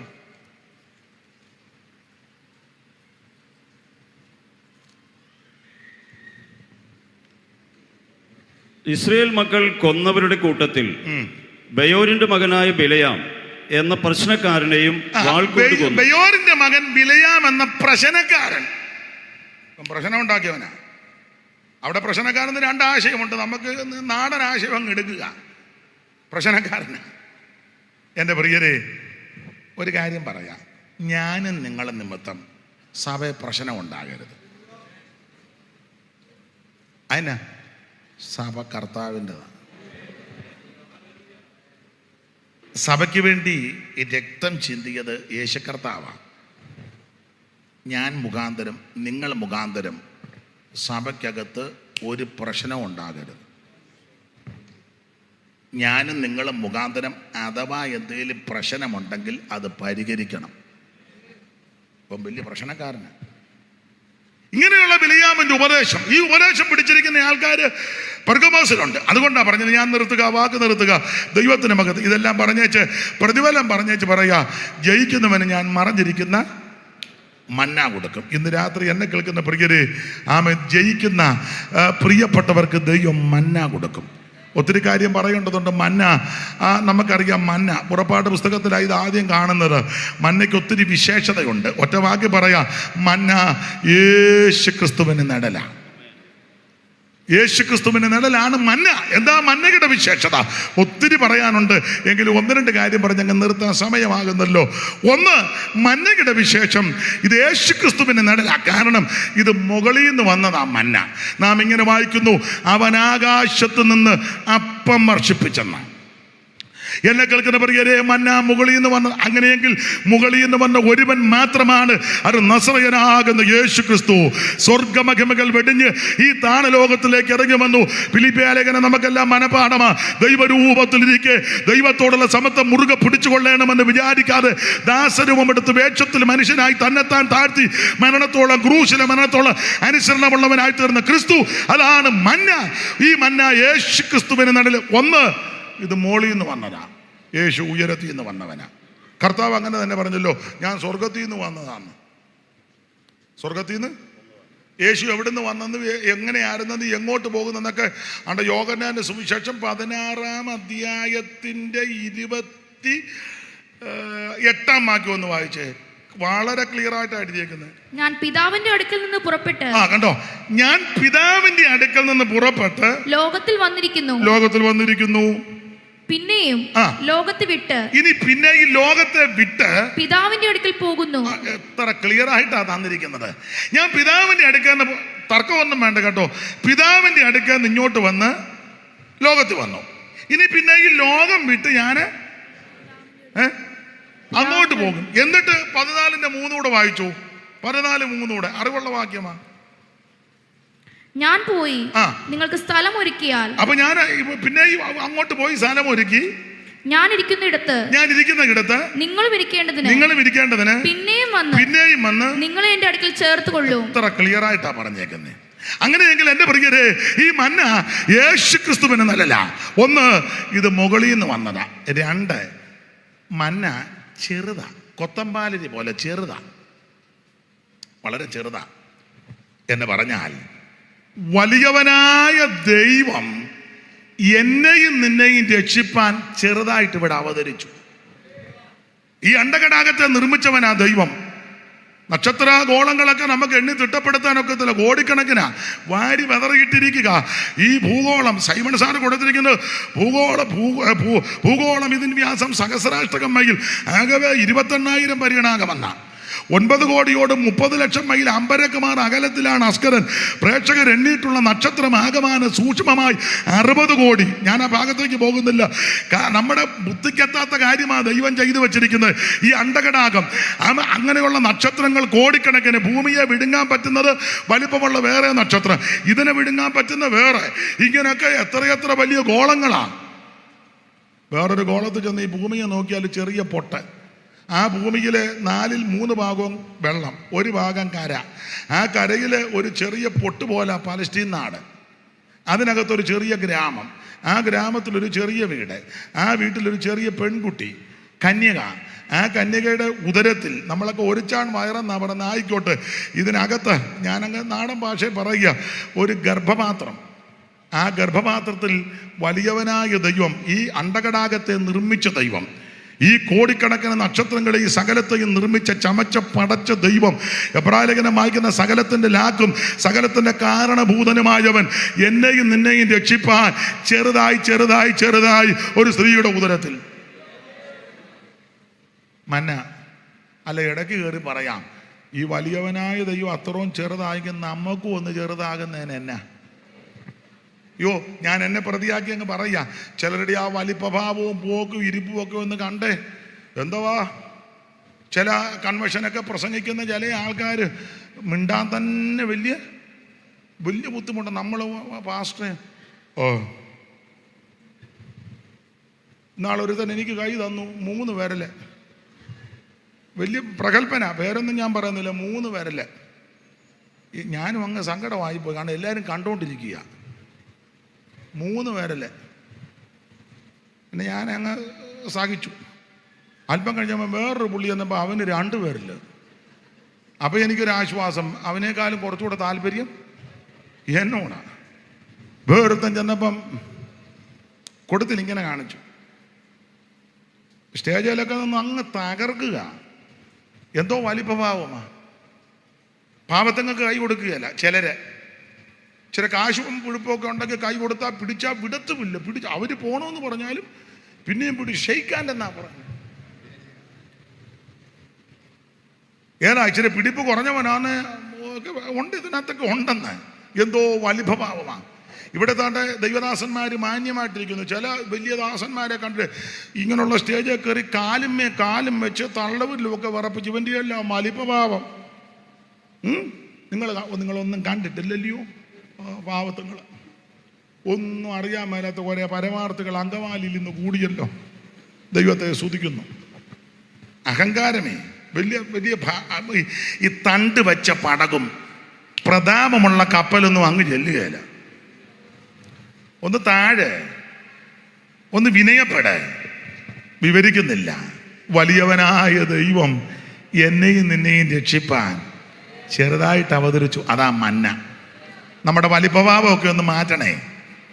സഭയിലുള്ള എല്ലാവർക്കും കൈ കൊടുക്കാത്തവരുണ്ട്, എല്ലാവരോടും മിണ്ടാത്തവരുണ്ട്, ചില വീട്ടിൽ പ്രാർത്ഥന വെച്ചാൽ പോകാത്തവരുണ്ട്, അഥവാ പോയാൽ അവിടെ നിന്ന് വെള്ളം കുടിക്കാത്തവരും ഉണ്ട്.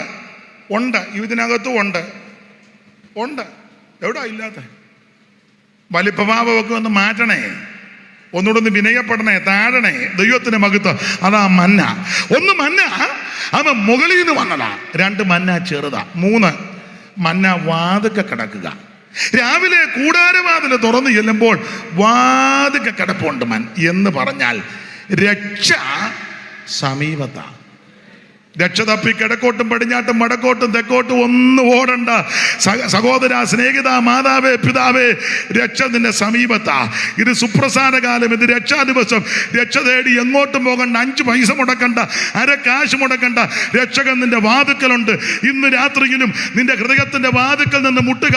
വാതിൽ തുറന്നാൽ ഇന്ന് രാത്രി ആ രക്ഷകൻ നിന്നെ ഏറ്റെടുക്കും. 3 വാതുക്ക കിടപ്പുണ്ട് മന്ന. 2 കാര്യം പറയാം. 4 ഈ മന്ന ഉരുണ്ടതാണ്. എൻ്റെ ഭാഷ പറഞ്ഞാൽ മന്നയ്ക്ക് മൊനയില്ല. ഈ ഉരുണ്ട സാധനം മേളിൽ നിന്ന് നോക്കിയാലും കീഴെ നിന്ന് നോക്കിയാലും സൈഡ് നോക്കിയാലും എല്ലാം മൊനയില്ല എന്ന് പറഞ്ഞാൽ യേശു ക്രിസ്തുവിൽ യാതൊരു അകൃത്യങ്ങളുമില്ല. നിർദോഷൻ, നിർമ്മലൻ, പവിത്രൻ, പാപികളോട് വേർപെട്ടവൻ, സ്വർഗത്തെക്കാൾ വലിയവൻ. ഇന്ന് രാത്രി ആ കർത്താവ് നമ്മുടെ നടുവിലുണ്ട്. ദൈവത്തിന് മഹത്വം. ഇന്ന് രാത്രി അങ്ങനെ ആ മറഞ്ഞിരിക്കുന്ന മന്ന അവൻ നമുക്ക് തരുന്നൊരു സുദിനമുണ്ട്. ഞാൻ ആ ഭാഗത്തേക്ക് ഒന്നും പോകുന്നില്ല. മന്നയെ പറ്റി ഒരു കാര്യം കൂടെ പറയാം. ഒരിക്കൽ ഈ ഇസ്രായേൽ മക്കൾ ഈ മന്നയെ ആക്ഷേപിച്ചു. സാരമില്ലാത്ത ആഹാരം ഞങ്ങൾക്ക് വെറുപ്പാണ്. അതുകൊണ്ട് ദൈവം തമ്പുരാൻ പറഞ്ഞു, ഇടങ്ങഴി മന്ന എടുത്ത് സൂക്ഷിച്ചു വെക്കണം, അത് പെട്ടകത്തിനകത്ത് വെക്കണം. ആ പെട്ടകത്തിനകത്ത് മന്ന വെക്കണം. എന്നിട്ടോ ഇത് പോകുന്നിടത്തെല്ലാം ചുമ്മിക്കൊണ്ട് നടക്കണം. ഇന്ന് രാത്രി നമ്മോടുള്ള ബന്ധത്തിൽ ഒരു കാലത്ത് എനിക്കും നിങ്ങൾക്കും ഇത് ഇഷ്ടമില്ലായിരുന്നു, താല്പര്യമില്ലായിരുന്നു. എന്നാൽ കൃപയാൽ യേശുവിനെ രക്ഷിതാവായി സ്വീകരിക്കുവാൻ, ഈ മാർഗത്തിൽ വരുവാൻ, കർത്താവിനെ ഉയർത്തുവാൻ, സാക്ഷിപ്പാൻ ദൈവം നമുക്ക് ഭാഗ്യം നൽകി. ഇന്ന് രാത്രി എന്നെ കേൾക്കുന്ന പ്രിയരെ, ഈ മന്നായെ ഇന്ന് രാത്രി ഏറ്റെടുക്കണം. ദൈവത്തിന് മഹത്വം, ദൈവത്തിന് മഹത്വം. മന്ന പൊടിയുന്നത് രാത്രിയില്ല. രാത്രിക്ക് പാളയത്തിൽ മഞ്ഞ് പൊടിയുമ്പോൾ മന്നയും പൊടിയും, മഞ്ഞും മഞ്ഞയും കൂടെ പൊടിയുന്നത്. മഞ്ഞ് ദൈവത്തിൻ്റെ പരിശുദ്ധാത്മാവിന് നിഴലായിട്ട് പഠിക്കാറുണ്ട്. എല്ലാ മഞ്ഞും അല്ല. മൂന്നാറിൽ പോയിച്ച് പരിശുദ്ധാത്മാവെന്നും പറഞ്ഞെടുത്ത് ആടരുത്. വേദപുസ്തകത്തിൽ ചില ഭാഗത്ത് സന്ദർഭോചിതമായിട്ട് മഞ്ഞ് ദൈവത്തിൻ്റെ പരിശുദ്ധാത്മാവിനെ കാണിക്കുന്നു. മന്ന യേശു ക്രിസ്തുവിനെയും ദൈവത്തിൻ്റെ വചനത്തെയും കാണിക്കുന്നു. അങ്ങനെയെങ്കിൽ ഈ മഞ്ഞും മഞ്ഞയും കൂടെ ഒന്നിച്ചൊന്ന് പൊടിഞ്ഞ് ആ പ്രിയപ്പെട്ടവർക്ക് അത് അനുഗ്രഹമാണ്. ഞാൻ ദൈവദാസന്മാരോടും ദൈവമക്കളോടും പറയുന്നുണ്ട്, സഭയ്ക്കകത്ത് ഇങ്ങനെ രാത്രിയിൽ മഞ്ഞും മഞ്ഞയും പൊടിക്കണം എന്ന് പറഞ്ഞാൽ, ഒന്നുകൂടെ തെളിച്ച് പറഞ്ഞാൽ, നമ്മുടെ ആരാധനയിൽ 1 മണിക്കൂർ നൃത്തം ചെയ്ത് ദൈവത്തെ ആരാധിക്കണം. നിങ്ങളെ വിലയ്ക്ക് വാങ്ങിയിരിക്കാത്ത താങ്കൾക്കുള്ളവരല്ല. ആകയാ നിങ്ങളുടെ ശരീരം കൊണ്ട് ദൈവത്തെ മഹത്വപ്പെടുത്തുവീൻ. നിങ്ങളുടെ അവയവങ്ങൾ അനീതിയുടെ ആയുധങ്ങളാക്കാതെ നീതിയുടെ ആയുധങ്ങളായി ദൈവത്തിന് സമർപ്പിപ്പീൻ. ഈ ലോകത്തിന് അനുരൂപരാകാതെ. എന്നെ കേൾക്കുന്ന പ്രിയരെ, നൃത്തം ചെയ്ത് ദൈവത്തെ ആരാധിക്കണം. കുറഞ്ഞത് 1 മണിക്കൂർ, 1.5 മണിക്കൂർ ദൈവത്തിൻ്റെ വചനവും പറഞ്ഞ് ആ സഭയെ തകർക്കുവാൻ, ആ കൂട്ടായ്മയെ തകർക്കാൻ ഒരു ശക്തിക്കും കഴിയത്തില്ല. ഇന്ന് രാത്രി നമ്മളും ജയമെടുക്കുന്നവരായിരിക്കണം. ജയിച്ചു വരുന്നവർക്ക് മറഞ്ഞിരിക്കുന്ന മന്ന തരും. ബാക്കി ഭാഗം ഞാൻ പ്രസംഗിക്കുന്നില്ല. ഇതുവരെ എന്നെ കേട്ടിരുന്ന എല്ലാവർക്കും നന്ദി. വിശ്വസ്തരും വിശുദ്ധരുമായിട്ട് ജീവിക്കാൻ ജയിക്കണം. ജയിക്കാനുള്ള ഏറ്റവും നല്ല മാർഗം ജയിച്ചവൻ്റെ കൂടെ നിൽക്കുക. ആരാ ജയിച്ചത്? യേശു ക്രിസ്തു. എന്തിനും ജയിച്ചു? എല്ലാത്തിനും ജയിച്ചു. എല്ലാത്തിനെയും ജയിച്ച് ഒടുവിൽ അവിടെ നിന്ന് മരണത്തെയും ജയിച്ചു. ഇന്ന് രാത്രി ആ കർത്താവ് നമ്മുടെ നടുവിലുണ്ട്.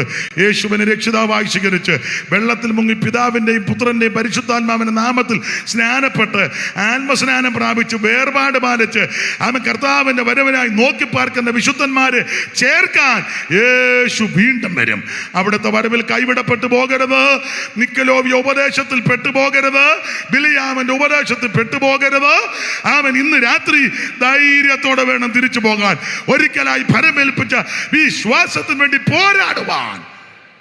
എന്നെ കേൾക്കുന്ന എല്ലാവർക്കും ദൈവം ഇടയാക്കട്ടെ. എന്നെ ക്ഷണിച്ച പ്രിയപ്പെട്ടവർക്കും ഇതുവരെ കേട്ടിരുന്നവർക്കും ഒരിക്കൽ കൂടി നന്ദി. കരമുയർത്തി ദൈവത്തെ മഹത്വപ്പെടുത്താം. ആ പഴയ പാട്ടിന് 4 വരി പാടാം. അത് എല്ലാവരും എഴുന്നേറ്റ് നിന്ന് പാടാൻ ഞാൻ പറയുന്നില്ല. കാരണം എഴുന്നേറ്റ് നിൽക്കാൻ പറഞ്ഞാൽ ഇറങ്ങിപ്പോവും. അപ്പോൾ ഇരുന്നുകൊണ്ട് പാടിയാൽ മതി. എന്നിട്ട് നമുക്ക് ലാസ്റ്റ് ഒന്ന് ദൈവത്തെ മഹത്വപ്പെടുത്തി 4 വരിയെ പാടുന്നുള്ളൂ. പഴയ പാട്ടാ. മന്നാ ജയ ജയ മന്ന ജയ ജയ മാനുവേലനെ മകേശ മഗ. കൈയടിച്ച് മഹാരാജനെ മന്നാ ജയ ജയ മാനുവേലനെ മകേശ മകേശ മഗ.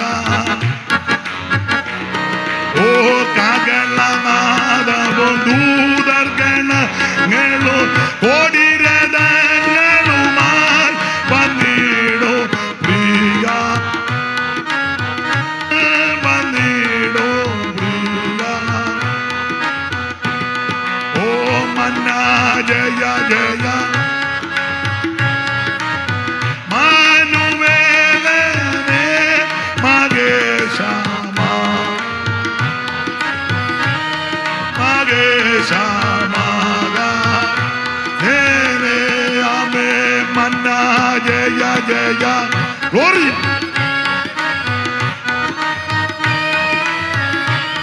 മകേശ മഗ മകേശ. കരമുയർത്തി ഹല്ലേലൂയ പാടാം. ഒരിക്കൽ കൂടി ഹല്ലേലൂയ പാടാം. ഒരപേക്ഷ, 1 മിനിറ്റ് ഒന്ന് എഴുന്നേറ്റ് നിൽക്കാൻ പറ്റുമോ? ഒക്കുന്നെങ്കിൽ ആ കരങ്ങളൊന്ന് വീശി ദൈവത്തെ ഒന്ന് മഹത്വപ്പെടുത്തിയാട്ടെ. ഇന്നും എന്തേക്കും വേർപിരിയാതെ ക്രിസ്തുവിൻ കൂടെ പാർക്കുന്ന. ഒരിക്കൽ കൂടെ വീശി. ഇന്നും എന്നേക്കും വേർപിരിയാതെ ക്രിസ്തുവിൻ കൂടെ പാർക്കുന്ന ജനമേ, യഹോവ നിങ്ങളെ അനുഗ്രഹിച്ച് കാക്കുമാറാകട്ടെ. യഹോവ തിരുമുഖം നിങ്ങളുടെ മേൽ പ്രകാശിപ്പിച്ച് നിങ്ങളോട് കൃപയുള്ളവനാകട്ടെ. യഹോവാ തിരുമുഖം നിങ്ങളുടെ മേൽ ഉയർത്തി നിങ്ങൾക്ക് സമാധാനം നൽകുമാറാകട്ടെ. കരമുയർത്തി ഹല്ലേലൂയ പാടാം. എല്ലാവർക്കും ഇരിക്കാം. ക്ഷണിച്ചവർക്ക് ഒരിക്കൽ കൂടി നന്ദി. കർത്താവിൻ്റെ വരവിനായിട്ട് ഒരുങ്ങാം. ദൈവം എല്ലാവരെയും അനുഗ്രഹിക്കുമാറാകും.